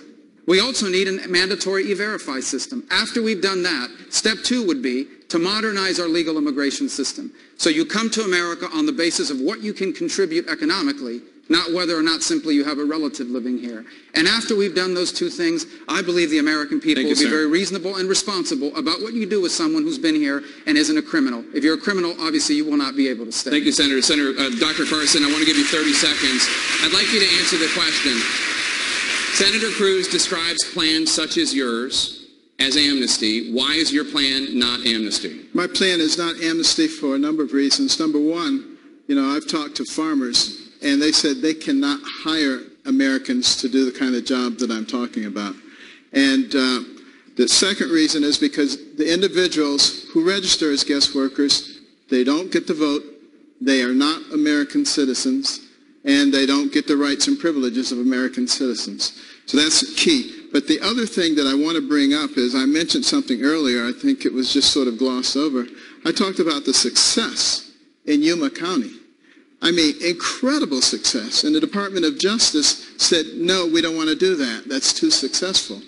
We don't have to keep reinventing the wheel. All we have to do is look at things that work. All we have to do is use a little common sense. Thank you, Dr. Carson. I want to talk about the issue of birthright citizenship, which has emerged since the first debate as a major issue in this campaign. Mr. Trump, you say that babies born in the United States to undocumented immigrants should not any longer get automatic American citizenship. Ms. Fiorina says that you are pandering on this issue and acting like the politicians that you rail against. What's your message to Ms. Fiorina on birthright citizenship? Well, first of all, the 14th Amendment says very, very clearly to a lot of great legal scholars, not television scholars, but legal scholars, that it is wrong. It can be corrected with an act of Congress, probably doesn't even need that. She's 9 months. She walks across the border. She has the baby in the United States, and we take care of the baby for 85 years. I don't think so. And by the way, Mexico and almost every other country anywhere in the world doesn't have that. We're the only ones dumb enough, stupid enough to have it. And people, and by the way, this is not just with respect to Mexico. They're coming from Asia to have babies here, and all of a sudden we have to take care of the babies for the life of the baby. The 14th Amendment, it reads properly.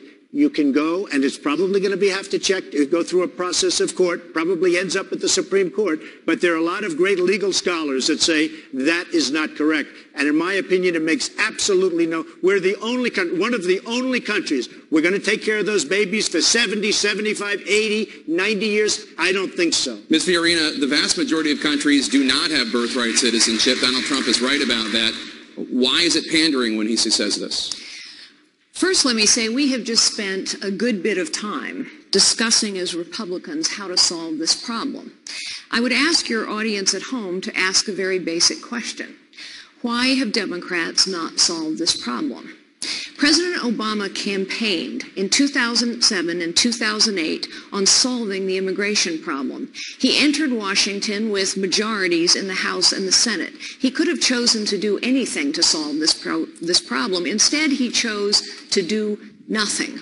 Why? Because the Democrats don't want this issue solved. Ms. Fiorina, they want it to be an issue that they can use. As to birthright citizenship, the truth is you can't just wave your hands and say the 14th Amendment is going to go away. It will take an extremely arduous vote in Congress, followed by 2/3 of the states, and if that doesn't work to amend the Constitution, then it is a long, arduous process in court. And meanwhile, what will continue to go on is what has gone on for 25 years. With all due respect, Mr. Trump, we have been talking about illegal immigration for 25 years. San Francisco has been a sanctuary city since 1989. There are 300 of them. And meanwhile, what has happened? Nothing. The border remains insecure. The legal immigration system remains broken.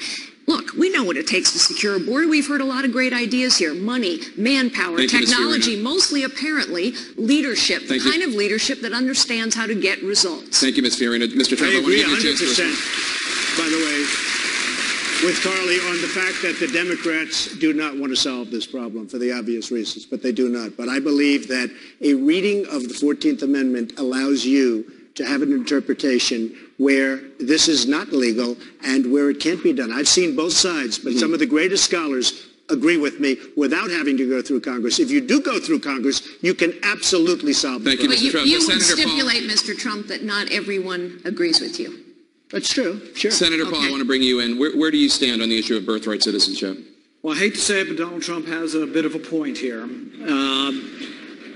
The case that was decided around 1900 was people had a green card, were here legally, and they said that their children were citizens. There's never been a direct Supreme Court case on people who are here illegally, whether or not their kids are citizens. So it hasn't really been completely adjudicated. The 14th Amendment says that those who are here and under the jurisdiction. The original author of the 14th Amendment said on the Senate floor that this was applying to slaves and did not specifically apply to others. All right, Senator Paul, thank you so much. Let's turn to a new topic. We've received a lot of questions on social media about the economy and about jobs. We have two CEOs on stage right now. Ms. Fiorina, you were CEO of Hewlett-Packard. Donald Trump says you, quote, ran HP into the ground. You laid off tens of thousands of people. You got viciously fired.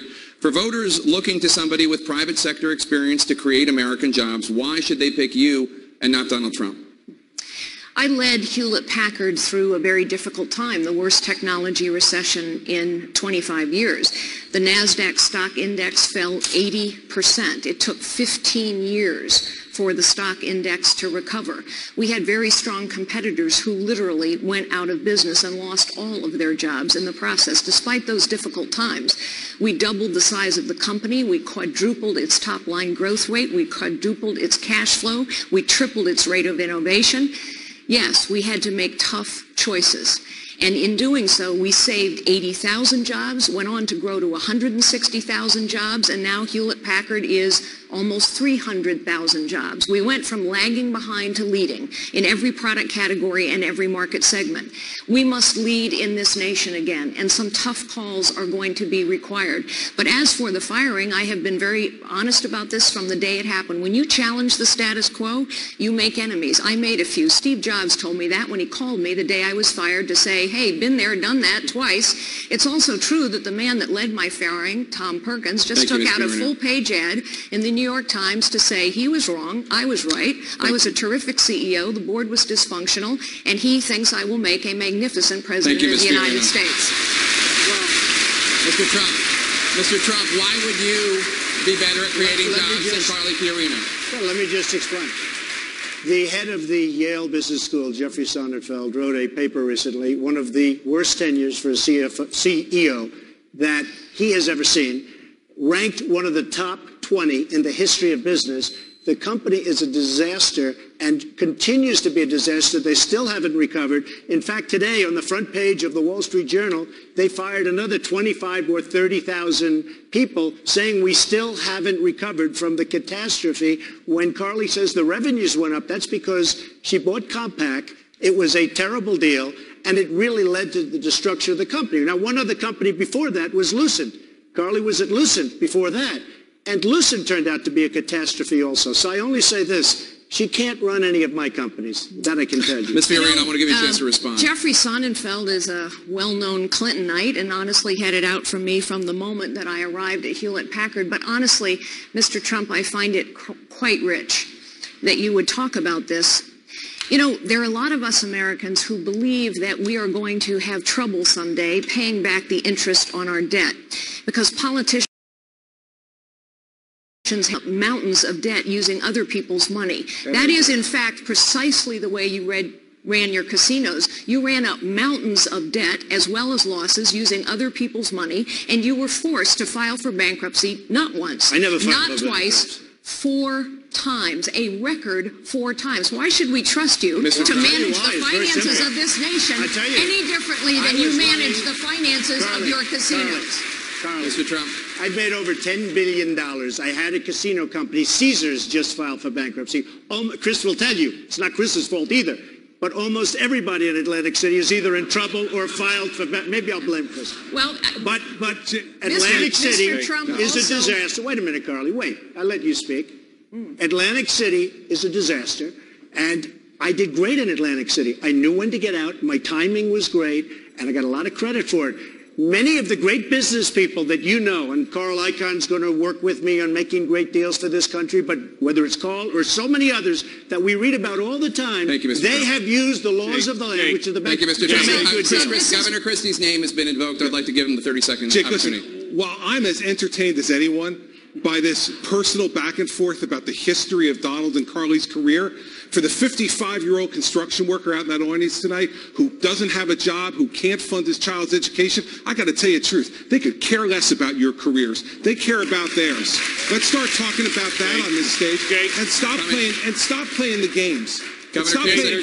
John, I'm not done yet, John. A track record of leadership is not a game. It is the issue in this election. Carly, listen, you can interrupt everybody else on the stage, you can't interrupt me. Okay? The fact is that we don't want to hear about your careers. Back and forth and volleying back and forth about who did well and who did poorly. You're both successful people. Congratulations. You know who's not successful? The middle class in this country who's getting plowed over by Barack Obama and Hillary Clinton. Let's start talking about those issues tonight and stop this childish back and forth between the two of you. Ms. Fiorina, I want to give you... Governor Kasich, I'm coming to you next, but Ms. Fiorina's name was mentioned, and I have to give her the opportunity to respond if she wants it. Well, I thought we had been hearing quite a bit about Governor Christie's record as governor. Actually, I think track records are very important. I completely agree that what's at stake here is the future of this nation and the future of every American. But I do think that a track record of leadership is vital because in the end, this election is about leadership. And let's talk about what leadership is. It's not about braggadocio. It is about challenging the status quo, solving problems, producing results, and the highest calling of leadership is to unlock potential in others. Thank you. Problems have festered in Washington for too long, and the potential of this nation is being crushed. Thank you, Ms. Fiorina. Governor Kasich, I want to come to you. I'm coming to you. I'm coming to you. Let me ask the question. You can use it the time however you want. Okay, Jay. Donald Trump says that the hedge fund guys are getting away with murder by paying a lower tax rate. He wants to raise the taxes of hedge fund managers, as does Governor Bush. Do you agree? No, I don't at this point in terms of changing the incentives for investment and risk-taking. But let's just stop for a second. There's one person on this stage that does have a record, I'm the only person on the stage and one of the few people in this country that led the effort as the chief architect of the last time we balanced the federal budget. We also cut taxes. And when I left Washington in 2000, we had a $5 trillion surplus and the economy was booming. I'd spent 10 years of my life to get us to that point. Went out in the private sector. It was a great experience, and went into Ohio and took an $8 billion hole and turned it into a $2 billion surplus. We've had the largest amount of tax cuts of any sitting governor. We have grown well over 300,000 jobs. You see, I've done it in both places. I'm the only one here that's done it in both places. It took a lot to get us to a balanced budget. It was legitimate, it was real, and we negotiated it. A lot of what we're talking about here tonight is, I'm going to take this position and that position. You know what? At the end of the day, America's got to work. We got to figure out how we come together to deal with this, with our fiscal problems, because when we deal with that, we create a stronger economy for everybody. People have a chance to rise. So, you know, when we think about how we make a choice, it's the person that lands that plane. It's not somebody that talks about it. It's about the person who's done it. And I've done it in both places, and I did it including people in the other party, and that's how we were successful, and that's how I will be president, using that experience to drive this country forward. Governor Huckabee, I want to bring you in on the question of hedge fund managers and taxing them. You have said that you are bothered by the fact that hedge fund managers pay such a low tax rate and make 2,500 times what people who work for them make.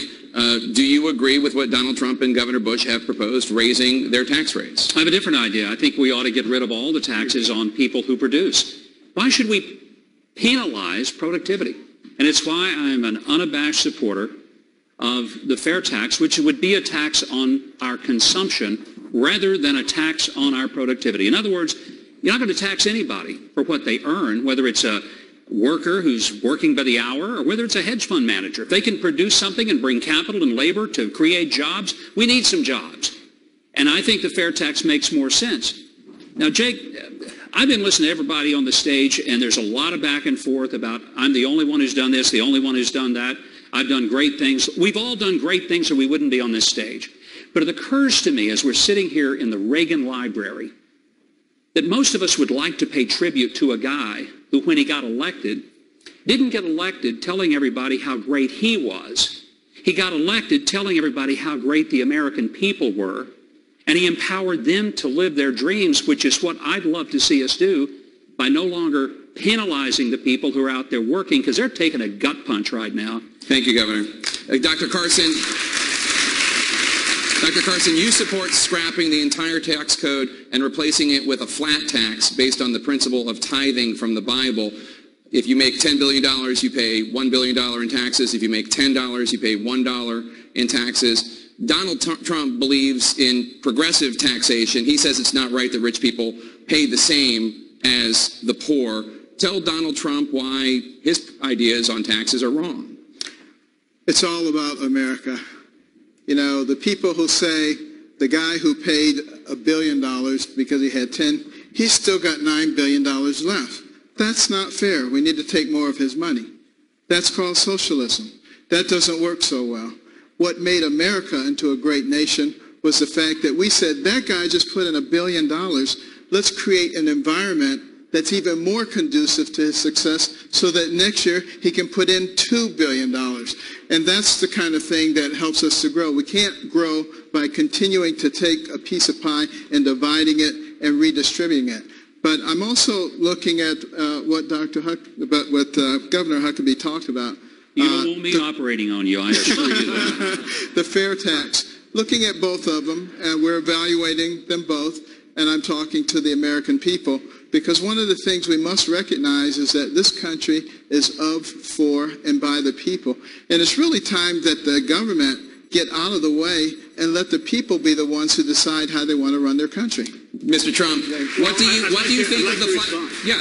think of the flat tax? Do you think it's fair? Well, I think the thing about the flat tax, I know it very well, that I don't like is if you make $200 million a year, you pay 10%, you're paying very little relatively to somebody that's making $50,000 a year and has to hire H&R Block to do the work because it's so complicated. One thing I'll say to Ben is that we've had a graduated tax system for many years, so it's not a socialistic thing.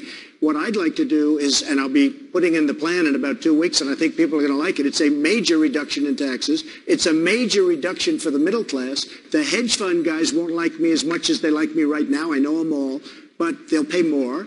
I know people that are making a tremendous amount of money and paying virtually no tax, and I think it's unfair. Thank you, Mr. Trump. Senator Paul. I'm glad we're having a discussion about taxes because everybody laments that we lose jobs overseas. Well, yeah, our companies and our jobs are being chased overseas by a 70,000-page tax code. So that's why I've chosen to get rid of the whole thing and have one single rate, 14.5% for everybody, business and for corporate income and personal income. But we also get rid of the payroll tax, so the working class would get a tax break as well. So I think a flat tax, eliminating the tax code, getting rid of all the loopholes is the way to go, and it's the way we get America going again. Governor Walker, I want to go to you. Dr. Carson wants to raise the federal minimum wage. You have called it a lame idea. Why is raising the federal minimum wage lame? I said the best way to help people see their wages go up is to get them the education, the skills they need to take on careers that pay far more than minimum wage. And it's why we talk about it's all about jobs. You want to help people actually get jobs. It's why on that last question we're trying to jump in on taxes. To me, it's not just about taxes, cutting taxes. I've done it as much as anybody. I've cut income taxes. I've cut property taxes. In fact, property taxes are lower today in my state than they were before we took office. The real issue is about jobs. Ronald Reagan, our plan is based on the Ronald Reagan tax cuts of 1986. That brought about one of the longest sustained periods of economic growth in American history. All the things we should be talking about tonight are about how do we create jobs, helping people get the skills and the education qualifications they need to succeed. That's the way you help people create jobs. It's part of our larger plan to reform the tax code, to cut taxes, to put in place an education system that gives people the skills and education that they need, to put in place an all the above energy policy. But you start on day one with repealing Obamacare. I'm the only one on this stage who's actually got a plan, introduced an actual plan to repeal Obamacare on day one. I'll send a bill up to Congress and to make sure they actually enact it. I'm going to sign an order that makes the Congress live by the same rules as everybody else. Thank you, Governor. That will ensure they repeal Dr. Carson, Governor Walker didn't really answer the question, but I'll let you respond. He called raising the federal minimum wage lame. What do you think of that? Well, first of all, let me say what I actually said about raising the minimum wage. I was asked, should it be raised? I said, probably or possibly. But what I added, which I think is the most important thing, is I said we need to get both sides of this issue to sit down and talk about it, negotiate a reasonable minimum wage, and index that so that we never have to have this conversation again in the history of America. I think we also have to have two minimum wages, a starter and a sustaining, because how are young people ever going to get a job if you have such a high minimum wage that it makes it impractical to hire them? Thank you, Dr. Carson. I want to now turn to Hugh. That issue, because you said I did answer, and I did. I said, to me, I think the real focus shouldn't be, Hillary Clinton talks about the minimum wage. That's her answer to grow the economy. The answer is to get people the skills and the education so they make far more than minimum wage. I don't want to argue about how low things are going to be. I want to talk about how do we lift everyone up in America. That's what Reagan talked about. It wasn't how bad things were. It was how to make it better for everyone. That's what we've done in Wisconsin. That's exactly what we do. Let me bring in our partner from Salem Radio Network, Hugh Hewitt. I'd like to talk about winning, because I think all of you are more qualified than former Secretary of State Clinton, and as were the people in the first debate. But there are different styles. And Carly Fiorina, Governor Kasich, you are conveniently located next to each other, and you have different styles. Governor Kasich, you've been on my show a lot. You refuse to attack Hillary Clinton. You just don't want to go there. You want to do the Up With People, Go Ohio campaign, and I like that. Carly Fiorina, I don't have to bring up the Secretary of State. You bring her up sua sponte. Which one of you is wrong? Governor Kasich? Well, look, people still have to get to know me, so I want to spend my time talking about my experience reforming welfare, balancing budgets, cutting taxes, providing economic growth when I was in Washington, turning Ohio around, $8 billion in the hole, $2 billion surplus, up over 300,000 jobs, big tax cuts, strengthening our credit. All those things matter. But I as a young man, in my first election in 1978, I defeated an incumbent Democrat. I defeated an incumbent Democrat in 1982, running on the Reagan program. I was the only Republican in America to defeat an incumbent Democrat that year. And then when I won for election to governor, I was the first Republican to defeat an incumbent in 36 years. and the first person to have never run statewide, out of politics for 10 years, to beat an incumbent. That hadn't happened for 96 years. So we'll get to the point where we'll talk about Hillary Clinton or whoever the nominee is record. But right now, I want to give people a sense of hope, a sense of purpose, a sense of unity, a sense that we can do it. So, with you at the end of the day, I'm going to continue to talk about my record because do you ever notice when people run for office, they run for president, they make a lot of promises, they don't keep them. I don't intend to do that, and I'm going to be out there pushing it out. Don't worry about me and Hillary. That'll all work out, and I'm from Ohio. She will not beat me there, I can promise you that. Carly Fiorina, your style. You see, Governor Christie, people spend a lot of time talking about their track records, and Mr. Trump and I have every right to do the same. And Mrs. Clinton is going to have to defend her track record of lying about Benghazi, of lying about her emails, about lying about her servers. She does not have a track record of accomplishment. Like Mrs. Clinton, I too have traveled hundreds of thousands of miles around the globe. But unlike Mrs. Clinton, I know that flying is an activity. It is not an accomplishment. Mrs. Clinton, if you want to stump a Democrat, ask them to name an accomplishment of Mrs. Clinton's. Thank you, Ms. Fiorina. Governor Christie, your name was mentioned. I want to give you a chance to respond. Listen, Hugh, it's an important point. And the question is, who's going to prosecute Hillary Clinton? The Obama White House seems to have no interest. The Justice Department seems to have no interest. I think it's time to put a former federal prosecutor on the same stage with Hillary Clinton, and I will prosecute her during those debates on that stage for the record that we're talking about here. The fact that she had a private email server in her basement using national security secrets running through it could have been hacked by the Russians, the Chinese, or two 18-year-olds on a toot wanting to have some fun. No one's answering that question from the Hillary Clinton campaign. You know why? Because she knows she's wrong, and she cannot look in the mirror at herself, and she cannot tell the American people the truth. Thank you, Governor Christie. There is a whole lot more coming up ahead. A world of CNN's Republican presidential debate. Let's turn to some issues now in foreign policy. Mr. Trump, Senator Rubio said it was, quote, very concerning to him that in a recent interview you didn't seem to know the details about some of the enemies the U.S. faces. Rubio said, if you don't know the answers to those questions, you will not be able to serve as commander-in-chief. Please respond to Senator Rubio. Well, I heard Hugh Hewitt, a nice man. He apologized because he actually said that we had a misunderstanding, and he said today that Donald Trump is maybe the best interview there is anywhere that he's ever done. Now, unless he was just saying that on CNN to be nice, but he did say that. You're the best interview in America. And we had a legitimate misunderstanding in terms of his pronunciation of a word, but I would say just, well, I think it was. And he actually said that. Did you say that? And so radio makes an interesting thing. Okay, so I will say this, though. You was giving me name after name, Arab name, and there are few people anywhere that would have known those names. I think he was reading them off a sheet. And frankly, I will have, and I told him, I will have the finest team that anybody's put together, and we will solve a lot of problems. You know, right now, they know a lot, and look at what's happening. The world is blowing up around us. We will have great teams and great people. Senator I hope that answers your question. I mean, you are in the Senate, but I hope that answers your question. Well, it does, but then it's the following way. This is an important question. I think if you're running for president, these are important issues, because look around the world today. There is a lunatic in North Korea with dozens of nuclear weapons and a long-range rocket that can already hit the very place in which we stand tonight. The Chinese are rapidly expanding their military. They hack into our computers. They're building artificial islands in the South China Sea, the most important shipping lane in the world. A gangster in Moscow is not just threatening Europe, he's threatening to destroy and divide NATO. You have radical jihadists in dozens of countries across multiple continents, and they even recruit Americans using social media to try to attack us here at home. And now we've got this horrible deal with Iran where a radical Shia cleric with an apocalyptic vision of the future is also guaranteed to one day possess nuclear weapons and also a long-range rocket that can hit the United States. These are extraordinarily dangerous times that we live in.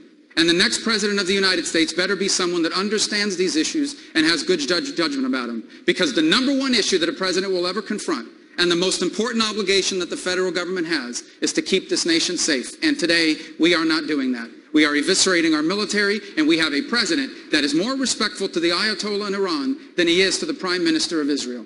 Mr. Trump, Senator Rubio seemed to be suggesting that you don't know information? No, I don't think he's suggesting that at all. I mean, Are you, Senator Rubio? I don't think he's Well, suggesting that's why we have a debate. I think that we should have a deeper debate about these issues because there is no more important decision that a president will make. But are you saying that you have the knowledge to be the president that Mr. Trump does not have? Well, you should ask him questions in detail about the foreign policy issues our president will confront because you better be able to lead our country on the first day.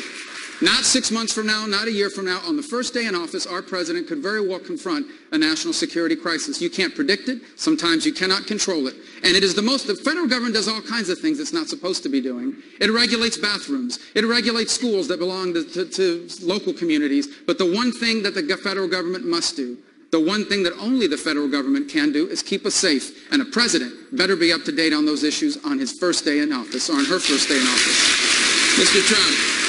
Well, you have to understand, I am not sitting in the United States Senate with, by the way, the worst voting record there is today, number one.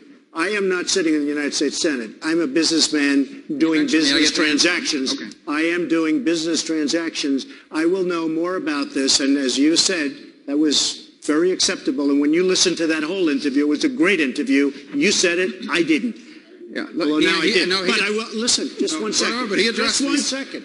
I never get addressed, so when I do, I'm going to jump in. I will know more about the problems of this world by the time I sit. And you look at what's going on in this world right now by people that supposedly know this world is a mess. Senator Rubio, he did invoke your absentee record in the Senate. I'm proud to serve in the United States Senate. You know, when I ran 5 years ago, the entire leadership of my party in Washington lined up against me. But I'm glad I won, and I'm glad that I ran, because this country's headed in the wrong direction. And if we keep electing the same people, nothing is going to change. And you're right, I have missed some votes, and I'll tell you why, Mr. Trump. Because in my years in the Senate, I figured out very quickly that the political establishment in Washington, D.C., in both political parties, is completely out of touch with the lives of our people. You have millions of people in this country living paycheck to paycheck, and nothing's being done about it. We are about to leave our children with $18 trillion in debt, and they're about to raise the debt limit again. We have a world that grows increasingly dangerous, and we are eviscerating our military spending and signing deals with Iran.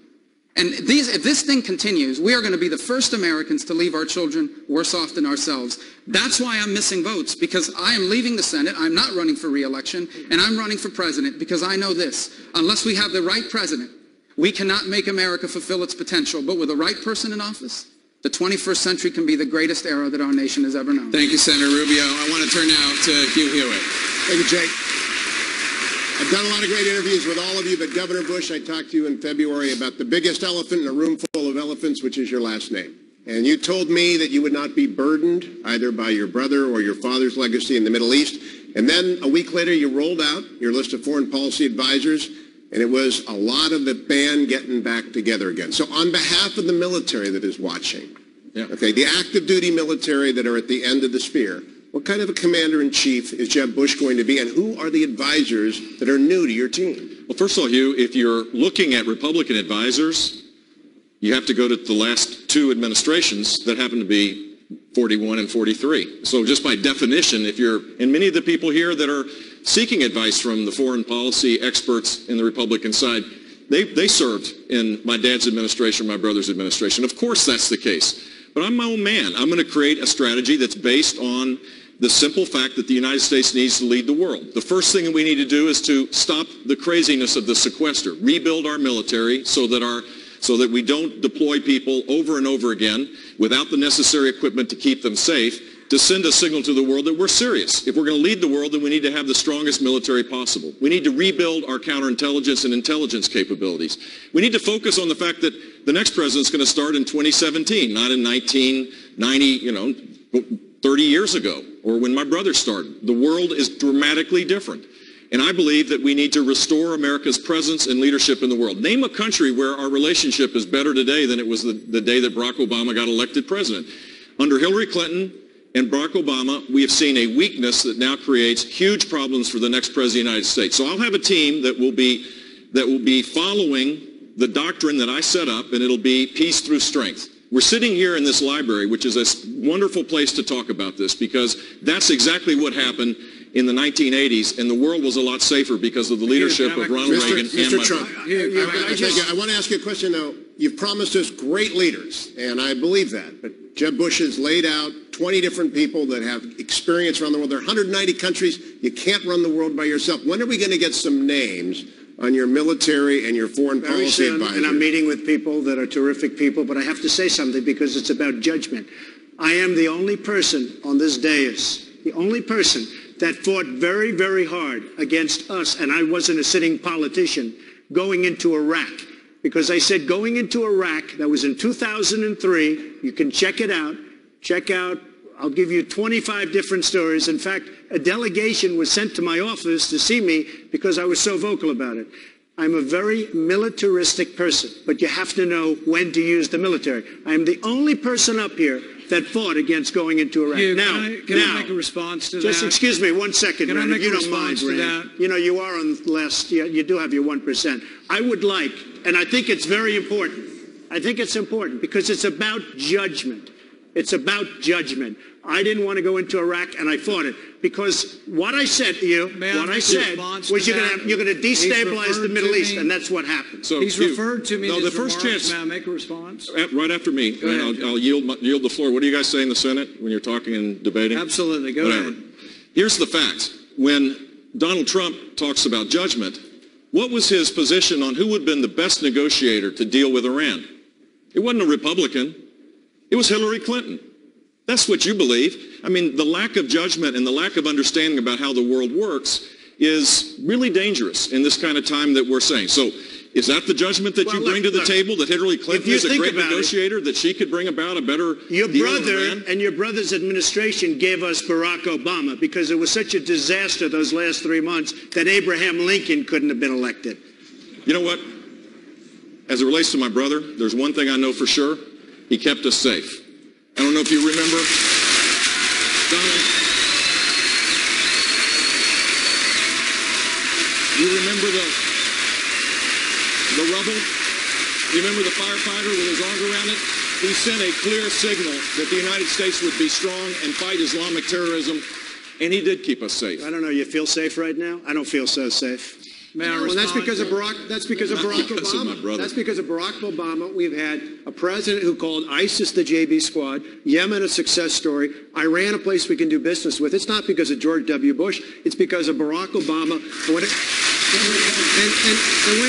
here on that point, though, whether we're talking about national security, foreign policy, or we're talking about domestic policy, or the collapse of the economy. The key issue here is talking about leadership. Now, there's a lot of great people up here, and you've heard a lot of great ideas out there. But I would ask the American people, look at who's been tested. When there were 100,000 protesters in my capital, I didn't back down. When they issued death threats against me and threats against my family, I didn't back down. When they tried to recall me, I didn't back down. And when they made me one of their number one targets last year, I didn't back down. Give me the chance to be your president. Thank you, Governor. I won't back down on any of these issues. Senator Paul. The remark was made that there hadn't been anyone else on the podium opposed to the Iraq War. I've made my career as being an opponent of the Iraq War.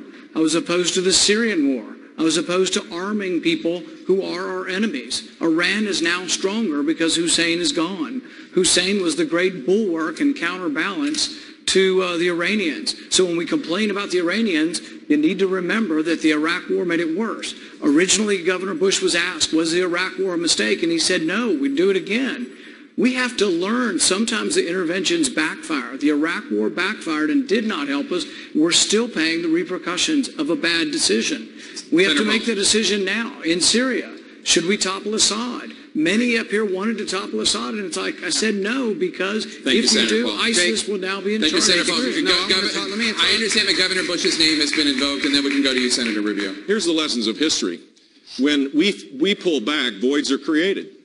We left Iraq. We should have had a forces agreement to stay there with a small force. And instead of that, we politically and militarily pulled back, and now we have the creation of ISIS. 36 days ago, in this very library, I gave a speech with a comprehensive strategy how to take out ISIS. And it requires American leadership and engagement. We don't have to be the world's policeman, but we certainly have to be the world's leader. We need to make sure that the world knows that we're serious, that we're engaged, that we're not going to pull back, that our word matters. And if we do that, we can create a force that will take out ISIS both in Iraq and in Syria, which will take a lot longer time now because of what President Obama's done by pulling back. I want to go even deeper, and I want to go even deeper in that direction, because I think the belief that somehow by retreating America makes the world safer, has been disproven every single time it's ever been tried. Syria is a perfect example of it. The uprising in Syria was not started by the United States. It was started by the Syrian people. And I warned at the time, this was 3.5 years ago, I openly and repeatedly warned that if we did not find moderate elements on the ground that we could equip and arm, that void would be filled by radical jihadists. Well, the president didn't listen. The administration didn't follow through. And that's exactly what happened. That is why ISIS grew. That is why ISIS then came over the border from Syria and back into Iraq. What is happening in that region is the direct consequence of the inability to lead and of disengagement. And the more we disengage, the more airplanes from Moscow you're going to see flying out of Damascus and out of Syria. Thank you, as Senator. you asked earlier today. Dr. Carson. I haven't had an opportunity to weigh in on foreign policy, and I just want to mention that when the issue occurred in 2003, I suggested to President Bush that he not go to war. Okay, so I just want that on the record. And, you know, a lot of people are very much against us getting involved right now with global jihadism. And they refer back to our invasion of Iraq, and they seem to think that that was what caused it. What caused it was withdrawing from there and creating a vacuum, which allowed this terrible situation to occur. But it's very different from what's going on today. We're talking about global jihadists who actually want to destroy us. They are an existential threat to our nation. And we have to be mature enough to recognize that our children will have no future if we put our heads in the sands. We have to recognize we have two choices. We either allow them to continue to progress and appear to be the winners, or we use every resource available to us to destroy them. It's interesting that you say that, because I want to ask Governor Christie about something else that you have said. Governor Christie, we just marked the 14th anniversary of the 9/11 attacks. Now, Dr. Carson has said that if he had been president at the time, the United States would not have gone to war in Afghanistan. What does that say to you about how Dr. Carson would respond as president if America were attacked again? Well, Jake, I was named U.S. Attorney by President Bush on September 10th, 2001. And that next day, my wife, Mary Pat, did what she did every day. She traveled through the World Trade Center and went to her office 2 blocks from the World Trade Center. And after those planes hit for 5.5 hours, after that, I couldn't reach her, didn't know whether she was dead or alive, and we had 3 children at the time, 8, 5, and 1. And I had to confront what so many thousands of others in my region had to confront. The idea that I might become a single parent, the idea that my life and my children's life might be changed forever. We lost friends that day. We went to the funerals. And I will tell you that what those people wanted and what they deserved was for America to answer back against what had been done to them. And I support what President Bush did at that time, going into Afghanistan, hunting al-Qaeda and its leaders, getting its sanctuary out of place, and making it as difficult around the world for them to move people and money. And then he went to prosecutors like us, and he said, never again. Don't prosecute these people after the crime is committed. Intervene before the crime happens. I absolutely believe that what the president did at the time was right, and I am proud to have been one of the people on the stage who was part of making sure that what Governor Bush said before was the truth. America was safe for those 7 years, and Barack Obama has taken that safety away from us. Dr. Carson. Well,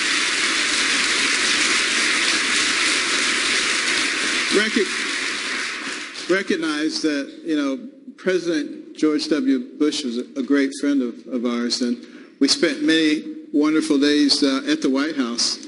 I haven't been there in the last 7 years. I'd probably have to have a food tester. But at any rate, you know, I didn't suggest that nothing be done. What I suggested to President Bush is to be Kennedy-esque in the sense that when the Russians got ahead of us in the space race, what we did is use the bully pulpit to galvanize everybody, business, industry, academia, behind a national goal to put a man on the moon and bring them back safely. I said, you can do the same kind of thing. Declare that within 5 to 10 years we will become petroleum independent. The moderate Arab states would have been so concerned about that, they would have turned over Osama bin Laden and anybody else you wanted on a silver platter within 2 weeks. There are smart ways to do things, and there are muscular ways to do things, and sometimes you have to look at both of those to come up with the right solution. Jake, I don't want to say this, Jake, is that while that may have been a fine idea that Dr. Carson had, these people were out to kill us.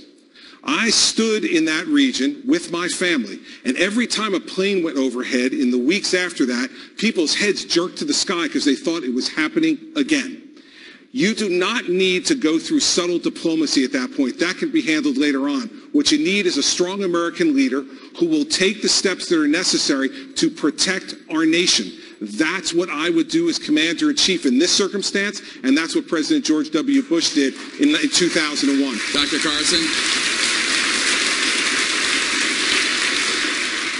I have no argument with having a strong leader and to be aggressive where aggression is needed, but it's not needed in every circumstance. There is a time when you can use your intellect to come up with other ways to do things, and I think that's what we have to start thinking about. There is no question that a lot of these problems that we have been talking about in terms of the international situation is because we are weak. It's because our Navy is so small. It's because our Air Force is incapable of doing the same things that it did a few years ago. It's because our Marine Corps is not ready to be deployed. There are a lot of problems that are going on, and we need to solve those problems. We need to build up our Radical military. terrorism cannot be solved by intellect. It cannot. They require, what they need is they need an operating space. That's what Afghanistan was for al-Qaeda. It was a vacuum that they filled, and they created an operating space. That's why they had to be drawn out of there. That's why they had to be destroyed. It is the reason why ISIS has now grown as well.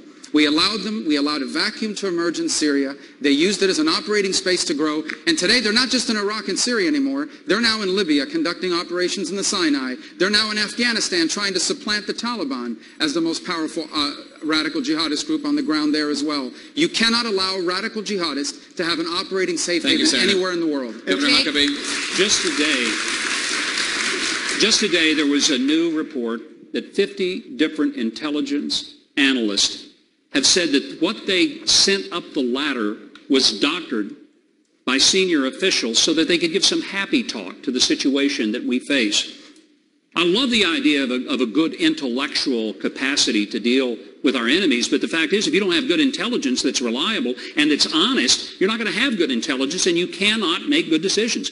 The next president is primarily elected not just to know things, but to know what to do with the things that he knows.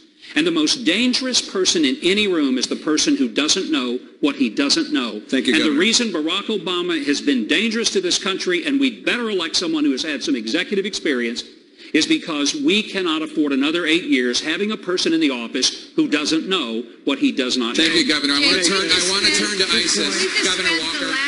You just spent the last 10 minutes. Governor Walker, there is a big debate right now. We've been talking about ISIS here and there about this in this discussion. There's a big debate right now about whether or not to send more U.S. troops to fight ISIS in Iraq and Syria. In the first debate earlier this evening, Senator Lindsey Graham argued that candidates are only serious about fighting ISIS if they are willing to send 10,000 U.S. troops to Iraq, 10,000 U.S. troops as part of a coalition to Syria. Governor Walker, you just told me a few days ago that the 3,000 U.S. troops there right now are enough as long as the rules of engagement are changed. What do you know that Senator Graham doesn't know? No, to be clear, what I said the other day was that we need to lift the political restrictions that are already in play. Barack Obama's administration has put political restrictions on the military personnel already in Iraq. We need to lift those, and then we need to listen to our military experts, not the political forces in the White House, but our military experts about how many more we send in. And we certainly shouldn't have a commander-in-chief who sends a message to our adversaries as to how far we're going to go and how far we're willing to fight. So I'm not putting a troop number on. What I'm saying is lift the political restrictions. When you do that, you empower our military personnel already there to work with the Kurd and the Sunni allies to reclaim the territory taken by ISIS, and to do so in a way that allows that ISIS doesn't go back in Syria, as we were just talking about here. That is the fundamental problem going forward. We have a president, and Hillary Clinton, who was a part of this, by the way, who has made political decisions for our men and women in uniform. I want the men and women at home to know, if I am commander-in-chief, I will only send you into harm's way when our national security is at risk. And if we do, you know you'll have our full support, the support of the American people, and you'll have a clear path for victory. Thank you, Governor. Senator Paul, I want to go to you because you have said that the boots on the ground to fight ISIS need to be Arab boots. We just learned today that despite the Obama administration spending $500 million to help create those Arab boots, there are only 4 or 5 U.S. trained fighters in Syria fighting ISIS. What does that say to you about the effectiveness of the idea of the boots on the ground need to be Arab boots. If you want boots on the ground and you want them to be our sons and daughters, you got 14 other choices. There will always be a Bush or Clinton for you if you want to go back to war in Iraq. But the thing is, the first war was a mistake, and I'm not sending our sons and our daughters back to Iraq. The war didn't work. We can amplify those who live there. The Kurds deserve to be armed, and I'll arm them. We can use our Air Force to amplify the forces there, but the boots on the ground need to be the people who live there. My goodness, I'm still upset with the Saudi Arabians for everything they do over there. They've funded the arms that went to the jihadists. They're not accepting any of the people, any of the migrants that have been, the refugees that are being pushed out of Syria. Saudi Arabia is not accepting one. Why are we always the world's patsies that we have to go over there and fight their wars for them? They need to fight their wars. We need to defend American interests, but it's not in America's national security interest to have another war in Iraq. We're going to turn to some domestic issues now. I want to bring in my colleague, Dana Bash. Can I just make one point on this whole military discussion? I called for boots on the ground many months ago in a coalition with our friends who share our interests. You know, you win a battle with the military. And when we go somewhere, we need to be mobile and lethal. We need to take care of business, and we need to come home. But we face also a bigger war, and you win the bigger war with a battle of ideas. You wonder why young people and educated people, rich people, schooled people have tried to join ISIS.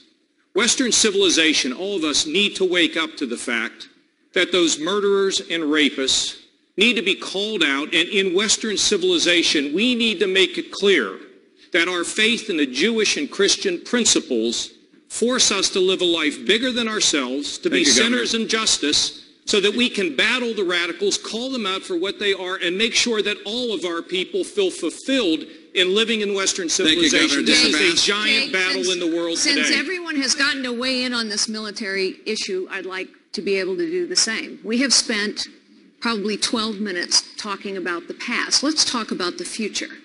We need the strongest military on the face of the planet, and everyone has to know it.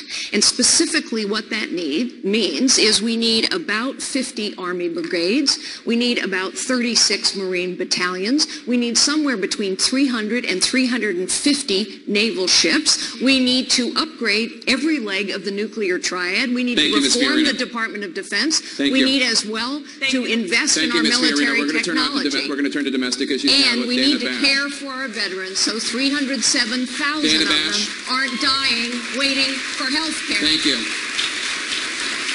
Dana Bash. Governor Bush, let's talk about an issue that's very important to Republican voters, and that's the Supreme Court. After Chief Justice John Roberts voted to uphold Obamacare twice, Senator Cruz criticized your brother for appointing John Roberts to the Supreme Court. Looking back on it, did your brother make a mistake? Well, I'm surprised Senator Cruz would say that, since he was a strong supporter of John Roberts at the time. I will talk about what I will do as President of the United States as it relates to appointing Supreme Court justices. We need to make sure that we have justices that with a proven, experienced record of respect for upholding the Constitution. That is what we need. We can't have, the history in recent past is appointing. I'm surprised Senator Cruz would say that, since he was a strong supporter of John Roberts at the time. I will talk about what I will do as President of the United States as it relates to appointing Supreme Court justices. We need to make sure that we have justices that with a proven, experienced record of respect for upholding the Constitution. That is what we need. We can't have, the history in recent past is appoint people that have no experience so that you can't get attacked. And that makes it harder for people to have confidence that they won't veer off on decisions. Is John Roberts one of those people? John Roberts has made some really good decisions, for sure. But he did not have a proven, extensive record that would have made clarity the important thing. And that's what we need to do. And I'm willing to fight for those nominees to make sure that they get passed. You can't do it the politically expedient way anymore. This is the culture in Washington. You have to fight hard for these appointments. This is perhaps the most important thing that the next president will do. Do you like what you just heard, Senator Cruz? Well, Dan, I've known John Roberts for 20 years. He's an amazingly talented lawyer. But yes, it was a mistake when he was appointed to the Supreme Court. He's a good enough lawyer that he knows in these Obamacare cases, He changed the statute. He changed the law in order to force that failed law on millions of Americans for a political outcome. And, we're frustrated as conservatives. We keep winning elections, and then we don't get the outcome we wanted. Let me focus on two moments in time. Number one, in 1990, in one room was David Souter, in another room was Edith Jones, the rock-ribbed conservative on the Fifth Circuit Court of Appeals. George Herbert Walker Bush appointed David Souter. And then in 2005, in one room was John Roberts, in another room was my former boss, Mike Ludig, the rock-ribbed conservative on the Fourth Circuit Court of Appeals. Thank you, Senator. George W. Bush appointed John Roberts. And let me give you the consequences of that. If instead the President Bushes had appointed Edith Jones and Mike Ludig, which is who I would have appointed, Obamacare would have been struck down 3 years ago, and the marriage laws of all 50 states would be on the books. These matter, and I've fought to defend the Constitution my whole life, and Governor I will Bush, as president as well. I want to let you respond. Well, first of all, as I said, he supported John Roberts. He supported him publicly. So you can rewrite history, I guess, Ted, but the simple fact is that you supported him because he had all the criteria that you would have thought would have made a great justice. And I think he is doing a good job. But the simple fact is, going forward, what we need to do is to have someone that has a long-standing set of rulings that consistently makes it clear that he is focused exclusively on upholding the Constitution of the United States, that they won't try to use the bench as a means by which to legislate. And that's what we should do. Thank you, I hope Governor. I'll be working with members of the United States Senate to fight hard for the passage of people that have that kind of qualification. Senator Cruz, 30 seconds. It is true that after George W. Bush nominated John Roberts, I supported his confirmation. That was a mistake, and I regret that. I wouldn't have nominated John Roberts, and indeed, Governor Bush pointed out why. It wasn't that the President Bushes wanted to appoint a liberal to the court. It's that it was the easier choice. Both David Souter and John Roberts, they didn't have a long paper trail. If you'd nominated Edith Jones or Mike Ludig, you would have had a bloody fight, and they weren't willing to spend political capital to put a strong judicial conservative on the court. I have spent my entire life, starting from clerking for Chief Justice William Rehnquist on the United States Supreme Court, one of the most principled jurists. We have an out-of-control court, and I give you my word. If I'm elected president, every single Supreme Court justice will faithfully follow the law and will not act like philosopher kings imposing their liberal policies on millions of Americans who need to be trusted to govern ourselves. Thank you, Senator. Governor Huckabee, I want to bring you in very quickly if you could. Will you have a litmus test when it comes to appointing Supreme Court nominees? You better believe I will, because I'm tired of liberals always having a litmus test and conservatives are supposed to pretend we don't. Well, let me tell you what mine would be. Number one, I'd ask, do you think that the unborn child is a human being, or is it just a blob of tissue?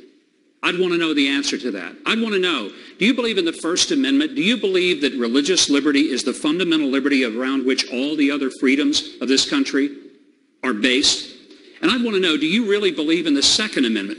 Do you believe that we have an individual right to bear arms, to protect ourselves and our family, and to protect our country? And do you believe in the Fifth and the 14th Amendment? Do you believe that a person, before they're deprived of life and liberty, should in fact have due process and equal protection under the law? Because if you do, you're going to do more than defund Planned Parenthood. One final thing. I'd make darn sure that we absolutely believe the 10th Amendment. Every governor on this stage would share this much with you.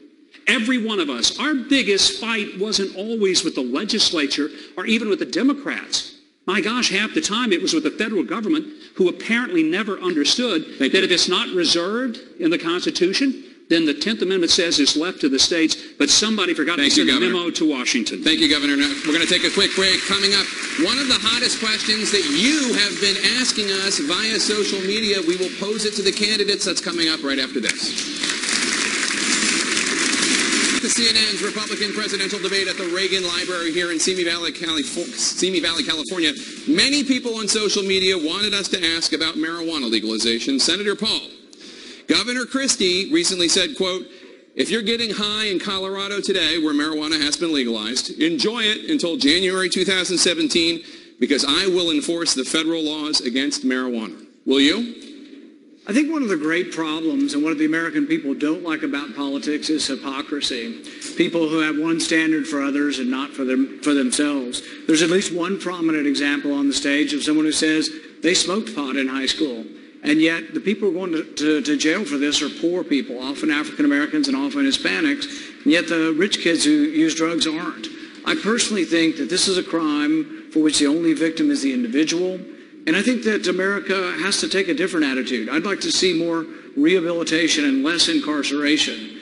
I'm a fan of the drug courts, which try to direct you back towards work and less time in jail. But the bottom line is the states, we say we like the 10th Amendment until we start talking about this. And I think the federal government's gone too far. I think that the war on drugs has had a racial outcome and really has been something that's really damaged our inner cities. Not only do the drugs damage them, we damage them again by incarcerating them and then preventing them from getting employment over time. So I don't think that the federal government should override the states. I believe in the 10th Amendment, and I really will say that the states are left to themselves. I want to give the person that you called a hypocrite an opportunity to respond. Do you want to identify that person? Well, I think if we left it open, we could see how many people smoked pot in high school. Is there somebody you were specifically thinking of? Well, you know, the thing is... He was talking about me. Yeah, I was talking That's about... what I thought, but I wanted to say it. I wanted to make it easier for him. Yeah. Okay. And I just did. Governor Bush, please. So 40 years ago, I smoked marijuana, and I admit it. I'm sure that other people might have done it and may not want to say it in front of 25 million people. My mom's not happy that I just did. That's true. But here's the deal. Here's the deal. We have a serious epidemic of drugs that goes way beyond marijuana. What goes on in Colorado, as far as I'm concerned, that should be a state decision. But if you look at the problem of drugs in this society today, it's a serious problem. Rand, you know this because you're campaigning in New Hampshire like all of us, and you see the epidemic of heroin, the overdoses of heroin that's taking place. People's families are being torn apart. It is appropriate for the government to play a consistent role to be able to provide more treatment, more prevention. We're the state that has the most drug courts across every circuit. In Florida, there are drug courts to give people a second chance. That's the best way to do this. But let me respond. The thing is that in Florida, Governor Bush campaigned against medical marijuana. That means that a small child like Morgan Hintz that has 500 seizures a day, is failing on 9 traditional medications, is not allowed to use cannabis oil, and that if they attempt to do that in Florida, they will take the child away. They will put the parents in jail. And that's what that means. If you're against allowing people to use medical marijuana, you'll actually put them in jail. Right, and actually, under the current circumstances, kids who had privilege like you do don't go to jail, but the poor kids in our inner cities go to jail. I don't think that's fair, and I think that we need to acknowledge it, and it is hypocritical to still want to put poor people in jail. I don't want to put poor people in jail, Rand. Well, here's the deal. You oppose medical marijuana? No, I did not oppose when the legislature passed the bill to deal with that very issue. That's the way to solve this problem. Medical marijuana on the ballot was opened up. There's a huge loophole. It was the first step towards getting to a Colorado place. And as a citizen of Florida, I voted no. But that means you'll put people in jail and separate families. I want to go right now. Jake, you brought my issue up. That's true. Go ahead, Christine, please. You know, I enjoyed the interplay. Thank you, gentlemen. I just say this. You know, first off, New Jersey is the first state in the nation that now says if you are a nonviolent, non-dealing drug user, that you don't go to jail for your first offense. You go to mandatory treatment. You see, as Jake, I'm pro-life. And I think you need to be pro-life for more than just the time in the womb. It gets a lot tougher when they get out of the womb. And when they're the 16-year-old drug addict in the Florida County lockup, that life is just as precious as the life in the womb.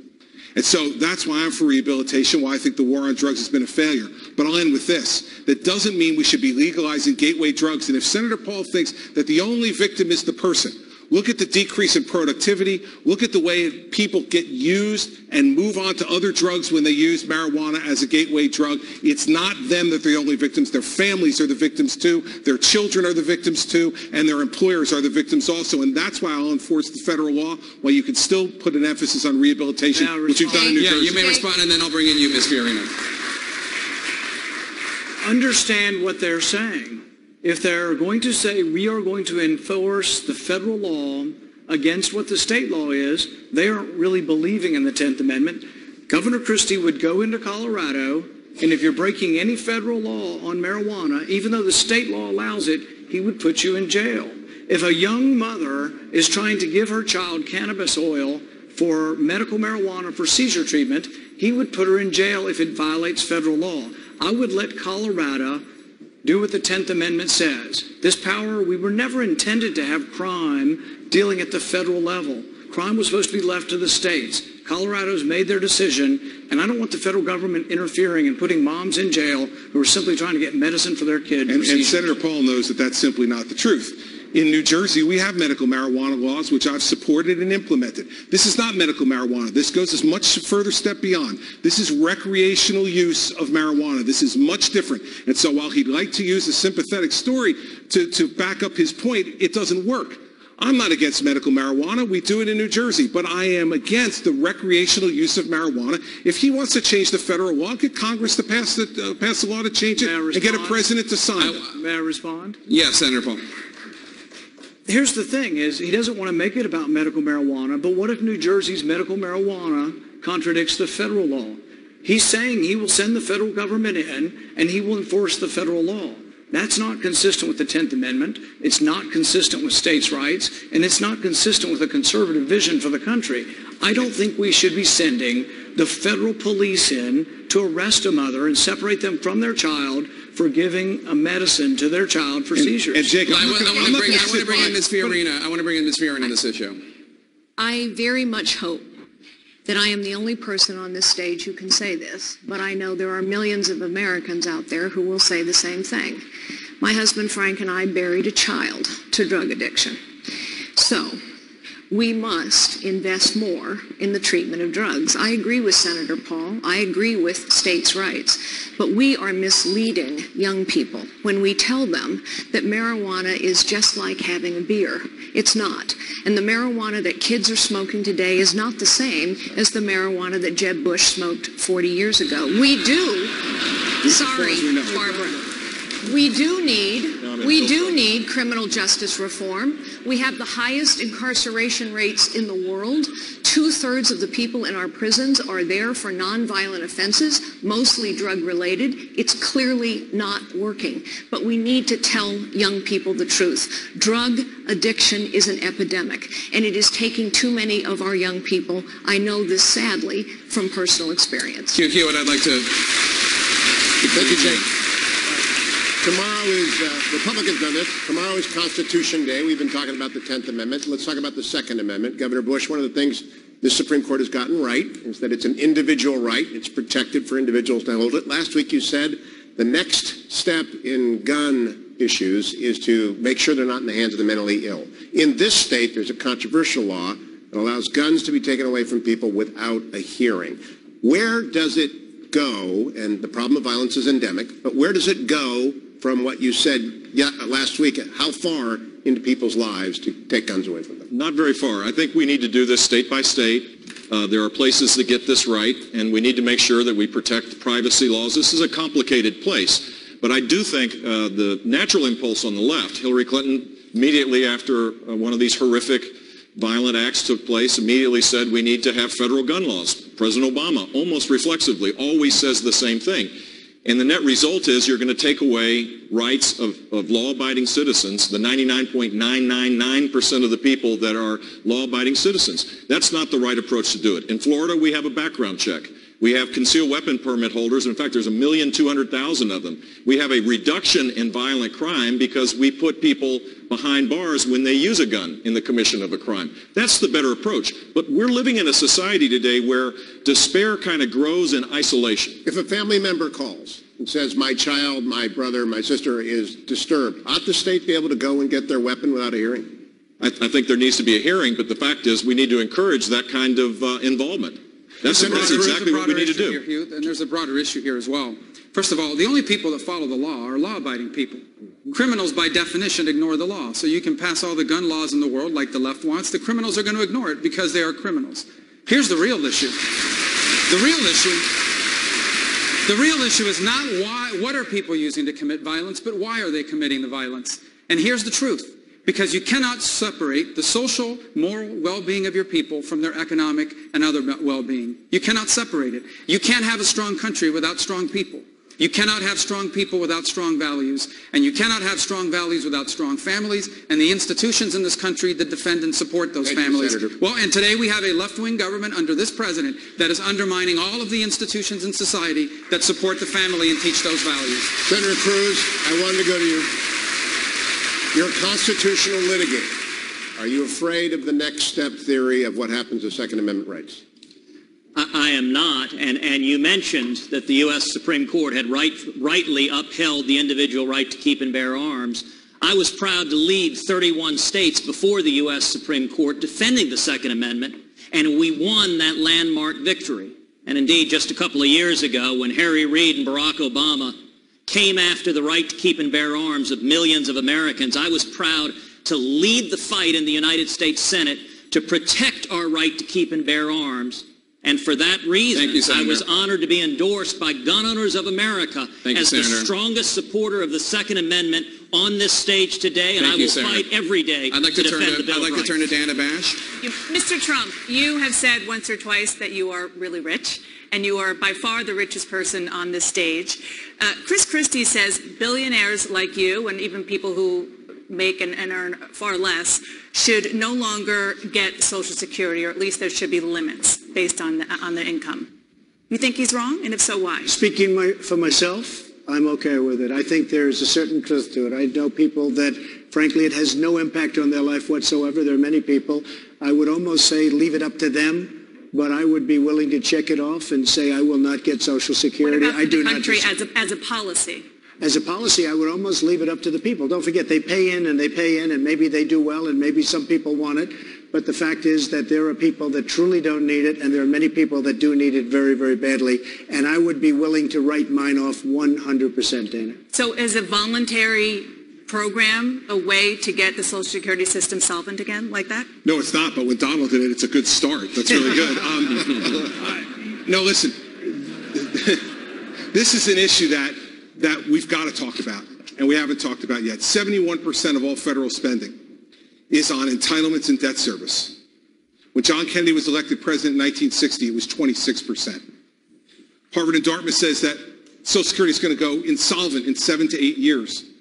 So what I say is very simple. We need to save this program for the good people out there who have paid into the system and need it.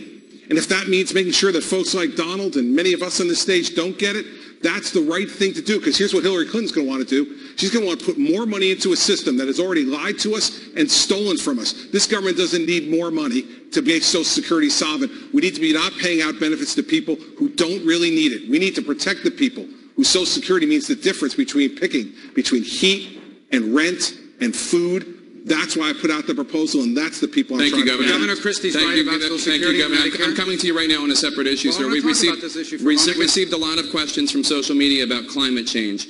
Senator Rubio, Ronald Reagan's Secretary of State George Shultz reminds us that when Reagan was president, he faced a similar situation to the one that we're facing now. There were dire warnings from the mass consensus of the scientific community about the ozone layer shrinking. Shultz says Ronald Reagan urged skeptics in industry to come up with a plan. He said, do it as an insurance policy in case the scientists are right. The scientists were right. Reagan and his approach worked. Secretary Shultz asks, why not take out an insurance policy and approach climate change the Reagan way? Because we're not going to destroy our economy the way the left-wing government that we are under now wants to do. We're citing George Shultz. Well, I don't. He may have lined up with their positions on this issue, but here's the bottom line. Every proposal they put forward are going to be proposals that will make it harder to do business in America, that will make it harder to create jobs in America. Single parents are already struggling across this country to provide for their families. Maybe a billionaire here in California can afford an increase in their utility rates, but a working family in Tampa, Florida, or anywhere across this country cannot afford it. So we are not going to destroy our economy. We are not going to make America a harder place to create jobs in order to pursue policies that will do absolutely nothing to change our economy, to change our climate, to change our weather, because America is a lot of things. The greatest country in the world, absolutely. But America is not a planet. And we are not even the largest carbon producer anymore. China is. And they're drilling a hole and digging anywhere in the world that they can get a hold of. So the bottom line is, I am not in favor of any policies that make America a harder place for people to live or to work or to raise their families. Governor Christie, you have said that climate change is real and that humans help contribute to it. Without getting into the issue of China versus the United States, which I understand you've talked about before. What do you make of skeptics of climate change, such as Senator Rubio? I don't think Senator Rubio is a skeptic of climate change. I think what Senator Rubio said I agree with. That, in fact, we don't need this massive government intervention to deal with the problem. Look at what we've done in New Jersey. We've already reached our clean air goals for 2020, and when I was governor, I pulled out of the regional cap and trade deal, the only state in the Northeast that did that. And we still reached our goals. Why? Because 53% of our electricity comes from nuclear. We use natural gas. We use solar power. We're the third highest using solar power state. You know why? Because we made all of those things economically feasible. I agree with Marco. We shouldn't be destroying our economy in order to chase some wild left-wing idea that somehow us by ourselves is going to fix the climate. We can contribute to that and be economically sound. We've proven that we could do that in New Jersey. Nuclear needs to be back on the table in a significant way in this country if we want to go after this problem. Just for the record, I was citing Secretary of State George Shultz, Ronald Reagan Secretary of State, who I don't think anybody would call him left-wing. No, listen, everybody makes a mistake every once in a while, Jake, even George Shultz. And if that's truly a representation of what he believes we should be doing, then with all due respect to the former Secretary of State, I disagree with him. Jake, you mentioned me and called me a denier. Let me say, climate change... I called you a skeptic. Okay, a skeptic. You know, you can measure the climate. You can measure it. That's not the issue we're discussing. Here's what I'm skeptical of. I'm skeptical of the decisions that the left wants us to make. Because I know the impact those are going to have, and they're all going to be on our economy. They will not do a thing to lower the rise of the sea. They will not do a thing to cure the drought here in California. But what they will do is they will make America a more expensive place to create jobs. And today, with millions of people watching this broadcast that are struggling paycheck to paycheck, that do not know how they're going to pay their bills at the end of this month, I am not in favor of anything that is going to make it harder for them to raise their family. Thank you, Senator. I want to go to another question right now. I want to go to another question. A lot of those people, though, and I'm going to echo what Senator Rubio just said. This is an issue where we're talking about in my state, it's thousands of manufacturing jobs. Thousands of manufacturing jobs for a rule the Obama administration, as EPA has said, will have a marginal impact on climate change. So we're going to put thousands and thousands of jobs in my state. I think it's something like 30,000 in Ohio, other states across this country. We're going to put people, manufacturing jobs, the kind of jobs that are far greater than minimum wage. This administration is willing to put at risk for something its own EPA says is marginal. Thank you, Governor. Thank you, Governor. I'm turning to another issue right now.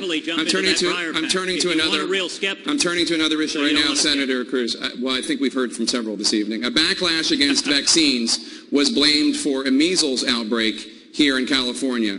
Dr. Carson, Donald Trump has publicly and repeatedly linked vaccines, childhood vaccines, to autism, which, as you know, the medical community adamantly disputes. You're a pediatric neurosurgeon. Should Mr. Trump stop saying this?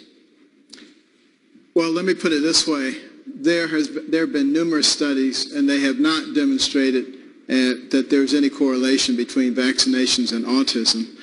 This was something that was spread widely 15 or 20 years ago, and it has not been adequately revealed to the public what's actually going on. Vaccines are very important, certain ones, the ones that would prevent death or crippling. There are others, there are a multitude of vaccines which probably don't fit in that category, and there should be some discretion in those cases. But, a lot of this is pushed by big government, and I think that's one of the things that people so vehemently want to get rid of big government. We have 4.1 million federal employees, 650 federal agencies and departments. That's why they have to take so much of our taxes. Should he stop saying it? Should he stop saying the vaccines cause autism? Well, I've just explained it to him. He can read about it if he wants to. I think he's an intelligent man and will make the correct decision after getting the real facts. Mr. Trump, as president, I'd like to respond. Right to you. I'd like to Mr. respond. Trump, as president, you would be in charge of the Centers for Disease Control and the National Institutes of Health, both of which say you are wrong. How would you handle this as president? Autism has become an epidemic. 25 years ago, 35 years ago, you look at the statistics, not even close. It has gotten totally out of control. I am totally in favor of vaccines, but I want smaller doses over a longer period of time. Because you take a baby in, and I've seen it, and I had my children taken care of over a long period of time, over a 2 or 3 year period of time. Same exact amount. But you take this little beautiful baby and you pump, I mean, it looks just like it's meant for a horse, not for a child. And we've had so many instances, people that worked for me just the other day, 2 years old, 2.5 years old, a child, a beautiful child, went to have the vaccine and came back and a week later got a tremendous fever, got very, very sick, now is autistic. I only say it's not, I'm in favor of vaccines. Do them over a longer period of time, same amount. Thank but you. Just in little sections. Dr. Carson. And I think you're going to see a big impact on autism. Dr. Carson, you just heard his medical take. He's an okay doctor. Okay. But, you know, the fact of the matter is, we have extremely well-documented proof that there's no autism associated with vaccinations. But it is true that we are probably giving way too many in too short a period of time. And a lot of pediatricians now recognize that, and I think are cutting down on the number and the proximity in which those are done. And I that's think all I'm saying, Jake. That's all I'm saying. Dr. Paul, I'd like to bring you in. A second opinion. One of the greatest medical discoveries of all time were the vaccines, particularly for smallpox. And if you want to read a story, it's called The Speckled Monster. It's an amazing story. It was all done voluntarily, but people came in by the droves. George Washington wouldn't let his wife visit until she got vaccinated. So I'm all for vaccines, but I'm also for freedom. I'm also a little concerned about how they're bunched up. My kids had all of their vaccines, and even if the science doesn't say bunching them up's a problem, I ought to have the right to spread my vaccines out a little bit at the very least. All right, thank you so much. Coming up, Jake. I'm sorry, Governor Huckabee, please. I think we need to remember that there are maybe some controversies about autism, but there's no controversy about the things that are really driving the medical costs in this country. And I would really believe that the next president ought to declare a war on cancer, heart disease, diabetes, and Alzheimer's, because those are the four things that are causing the greatest level of cost. John Kennedy said we'll go to the moon in a decade and bring a man back, and we did it. I grew up in the 50s. I remember the polio vaccine. We saved billions of dollars since that time because we haven't had to treat for polio. Why doesn't this country focus on cures rather than treatment? Why don't we put a definitive focus scientifically on finding the cure for cancer, for heart disease, for diabetes, and for Alzheimer's, a disease alone that will cost us $1.1 trillion by the year 2050. Thank you, Governor. We changed the economy and the country. We have to take another quick break. Coming up, Ronald Reagan looming large over this debate. So welcome back to CNN's Republican presidential debate at the Reagan Library in Simi Valley, California. We have a few last questions for you, two of them a little lighthearted, the other one more serious. We'll start with one of the more light questions. Senator Paul, I'm going to start with you, and we're just going to go down the line. Earlier this year, the Treasury Department announced that a woman will appear on the $10 bill. What woman would you like to see on the $10 bill? Ooh, that's a tough one. You know, I'm big on that we were, and I love what Carly said about women's suffrage. I think Susan B. Anthony might be a good choice. Governor Huckabee. That's an easy one. I'd put my wife on there. I've been married to her 41 years. She's fought cancer and lived through it.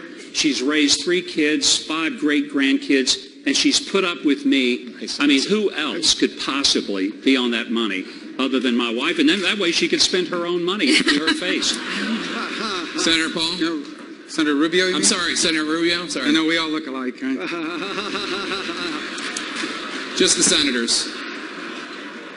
The Rosa Parks. An everyday American that changed the course of history. Senator Cruz.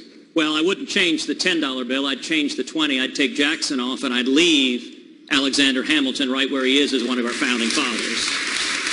And I very much agree with Marco that it should be Rosa Parks. She was a principled pioneer that helped change this country, helped remedy racial injustice, and that would be an honor that would be entirely appropriate. Dr. Carson. I'd put my mother on there. You know, she was one of 24 children, got married at age 13, had only a 3rd grade education, had to raise 2 sons by herself, refused to be a victim, wouldn't let us be victims, and has been the inspiration for many people. Mr. Trump. Well, because she's been sitting for 3 hours, I think my daughter Ivanka, who's right here. Other than that, we'll go with Rosa Parks. I like that. Governor Bush. I would go with Ronald Reagan's partner, Margaret Thatcher. Probably illegal, but what the heck? Since it's not going to happen. A strong leader is what we need in the White House, and she certainly was a strong leader that restored the United Kingdom to greatness. Governor Walker. First of all, I got to say to Carson and Huckabee, thanks a lot for making the rest of us look like chumps up here. But I put Clara Barton. I once worked for the American Red Cross. She was a great founder of the Red Cross. Ms. Fiorina. I wouldn't change the $10 bill or the $20 bill. I think, honestly, it's a gesture. I don't think it helps to change our history. What I would think is that we ought to recognize that women are not a special interest group. Women are the majority of this nation. We are half the potential of this nation, and this nation will be better off when every woman has the opportunity to live the life she chooses.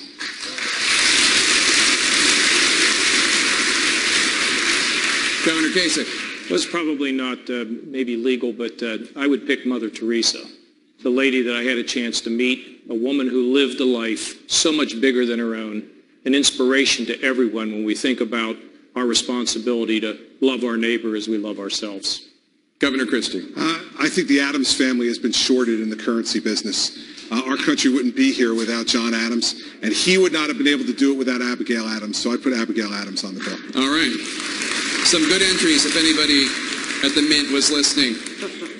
Here's the next lighthearted question. You all know that the United States Secret Service uses code names for the president and his family. Ronald Reagan's code name, for example, was Rawhide, an homage to his performances in Westerns. Nancy Reagan's was Rainbow.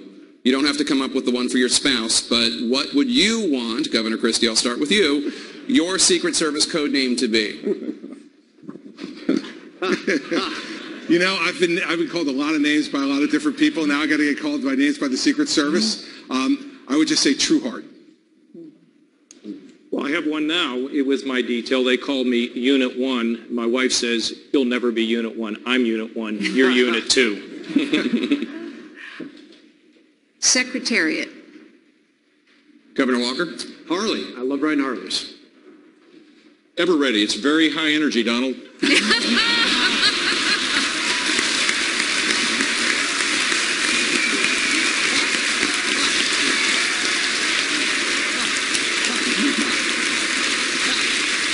Mr. Trump? Humble. That's a good one. Dr. Carson? One nation. Senator Cruz? You know, as a Cuban, I might go with Cohiba. And I'll tell you, I'd go for Heidi, Angel, because she is my angel. Senator Rubio? Well, there's some people in Florida upset at me over a joke I made about Florida State, but what the heck? I want my code name to be Gator. Governor Huckabee? I'd go with Duck Hunter. Senator Paul? Justice never sleeps. That's a mouthful, but okay. Okay, here's the more serious question. Ronald Reagan, the 40th president, used the plane behind you to accomplish a great many things. Perhaps most notably, to challenge Mikhail Gorbachev to tear down the wall, and then ultimately to make peace with the USSR. How will the world look different once your Air Force One is parked in the hangar of your presidential library? Senator Paul. You know, I met Ronald Reagan as a teenager, and my family were big supporters of him when he ran against Gerald Ford. It was a big deal because he was the grassroots running against the establishment. And I'll never forget that, and how we stood up and said, you know what, this is something new that our country needs and our party needs. If I were president, I would try to be one who says, you know what, I'm a Reagan conservative. I'm someone who believes in peace through strength, and I would try to lead the country in that way, knowing that our goal is peace, and that war is the last resort, not the first resort, and that when we go to war in a constitutional way, which means that we have to vote on it, that war is initiated by Congress, not by the president, and that we go to war reluctantly. But then when we go to war, we don't fight with one arm tied behind our back. We fight all out to win, but then we come home.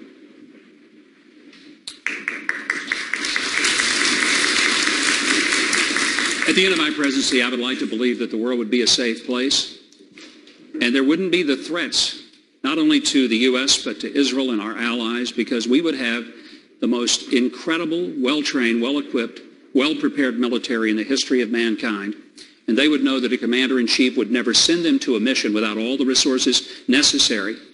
But people wouldn't bully us anymore because they would know that that would be an invitation to their destruction. Domestically, we'd be operating under a tax system that eliminated the IRS. People wouldn't be punished for their work and for what they produced. And life would be really deemed precious. Abortion would be no more. It would be as much of a scourge in our past as slavery is. And we'd have a peaceful country where people respected each other and people respected law enforcement. And we would focus on cures. And we would make this country not only safe from our enemies without, but safe from the enemies within. And it would be a good place to raise our kids and our grandkids.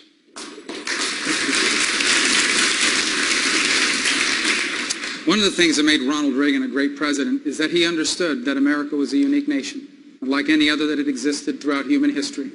He knew it was founded on universal principles that were powerful: the dignity of all people, human rights, the rights of all to live in freedom and liberty and to choose their own path in life.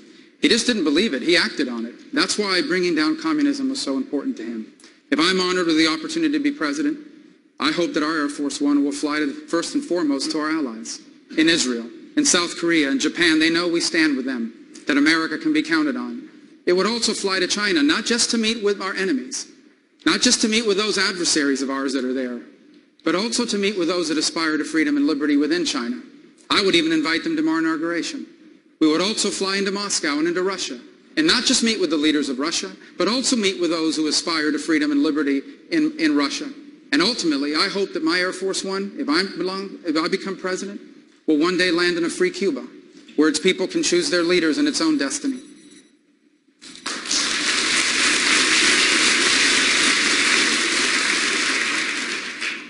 Ronald Reagan believed in America.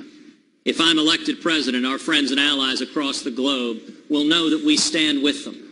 The bust of Winston Churchill will be back in the Oval Office, and the American Embassy in Israel will be in Jerusalem. Enemies across this world will know the United States is not to be trifled with. ISIS will be defeated. We will have a president willing to utter the words radical Islamic terrorism, and the Ayatollah Khamenei will understand that he will never, ever, ever acquire nuclear weapons. Here at home, we'll reignite the promise of America. Young people coming out of school with student loans up to their eyeballs will find, instead of no jobs, 2, 3, 4, 5 job opportunities. How will that happen? Through tax reform. We'll pass a simple flat tax and abolish the IRS. And through regulatory reform, we will repeal every word of Obamacare. You want to know what I'll do as president? It's real simple. We'll kill the terrorists, we'll repeal Obamacare, and we will defend the Constitution, every single word of it.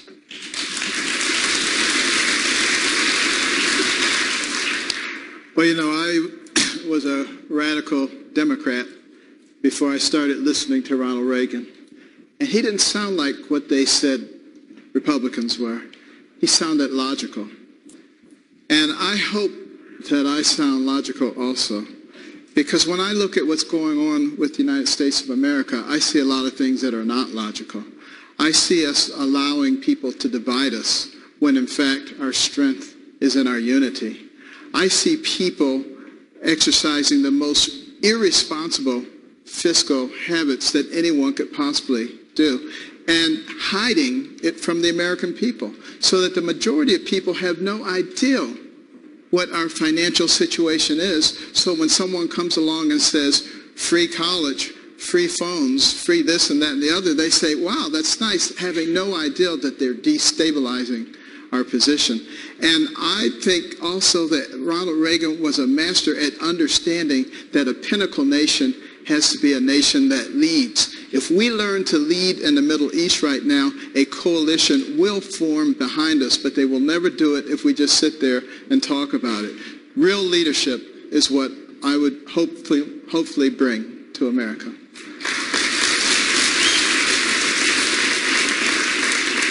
If I become president, we will do something really special. We will make this country greater than ever before. We'll have more jobs. we'll have more of everything. We were discussing disease. We were discussing all sorts of things tonight, many of which will just be words. It'll just pass on. I don't want to say politicians, all talk, no action. But a lot of what we talked about is words, and it'll be forgotten very quickly. If I'm president, many of the things that we discussed tonight will not be forgotten. We'll find solutions, and the world will respect us. They will respect us like never before, and it'll be actually a friendlier world. And I have to say, it's a great honor to be here tonight. Good. 6 million more people are living in poverty than the day that Barack Obama got elected president. 6 million more people. The middle class has had declining income. Workforce participation rates are lower than they were in 1977. For the first time in modern history, more businesses are failing than are being created. That is what the next president will have to deal with. And I believe we can reverse course by creating a strategy of high sustained economic growth. Not the new normal of 2% that all the left says we just have to get used to, but a 4% growth strategy where we reform how we tax, fix the broken regulatory system, embrace the energy revolution in our midst, fix the immigration system so we can turn it into an economic driver, deal with the structural fiscal problems that exist because of our entitlement problems that will overwhelm and create way too much debt. If we grow at 4%, people are going to be lifted out of poverty. The great middle that defines our country will have a chance to be able to pursue their dreams as they see fit. That should be the great challenge and the great opportunity for the next president of the United States, to forge consensus, to go back to a high growth strategy, and then we'll be able to lead the world. Without a high growth strategy, our country will never have the resources or the optimism to be able to lead the world, which the world desperately needs our leadership.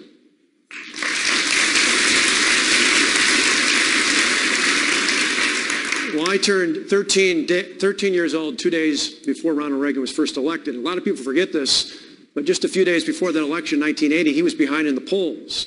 But I think what changed things was people in America realized they didn't want to hear what was bad about America. They wanted to know how it was going to be better. Ronald Reagan wasn't just a conservative Republican. He was an eternal optimist in the American people. And I am too. So here's what I think will make America better. We need to live in a world where our children are free from the threats of radical Islamic terrorism. We need to live in an America where we have an economy where everyone can live their piece of the American dream, no matter what that dream is.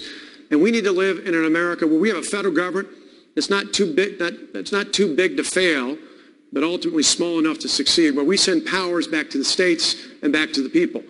That's what I did in Wisconsin. We took on the big government union bosses, the big government special interests, many of whom came in from Washington to spend millions of dollars to try and take me out because we stood up to them. We didn't back down in any of those instances. If you give me the chance as your next president, I won't back down any day, any way, anyhow. I'll fight and win for you and your families every single day I'm in office.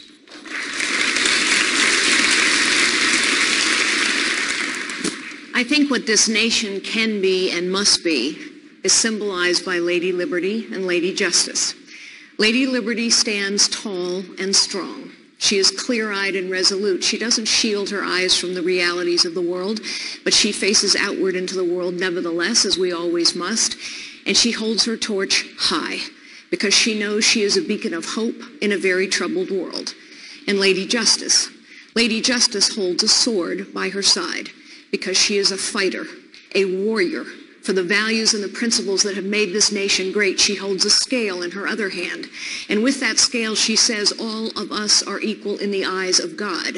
And so all of us must be equal in the eyes of the law and the government, powerful and powerless alike. And she wears a blindfold. And with that blindfold, she is saying to us that it must be true, it can be true, that in this country, in this century, it doesn't matter who you are. It doesn't matter what you look like. It doesn't matter how you start. It doesn't matter your circumstances. Here in this nation, every American's life must be filled with the possibilities that come from their God-given gifts. One Jake, thanks very much. What an evening. Good evening from the spin room as we continue to look at the candidates on the stage. There no doubt they'll be greeting their families who have been listening very closely there in the Reagan Library. It is not over yet. The candidates still on stage. President Reagan's Air Force One, the backdrop. An incredible exchange over the last 3 hours. We're going to be talking shortly with a number of the candidates tonight as we watch their families start to meet up with them. Many of the debaters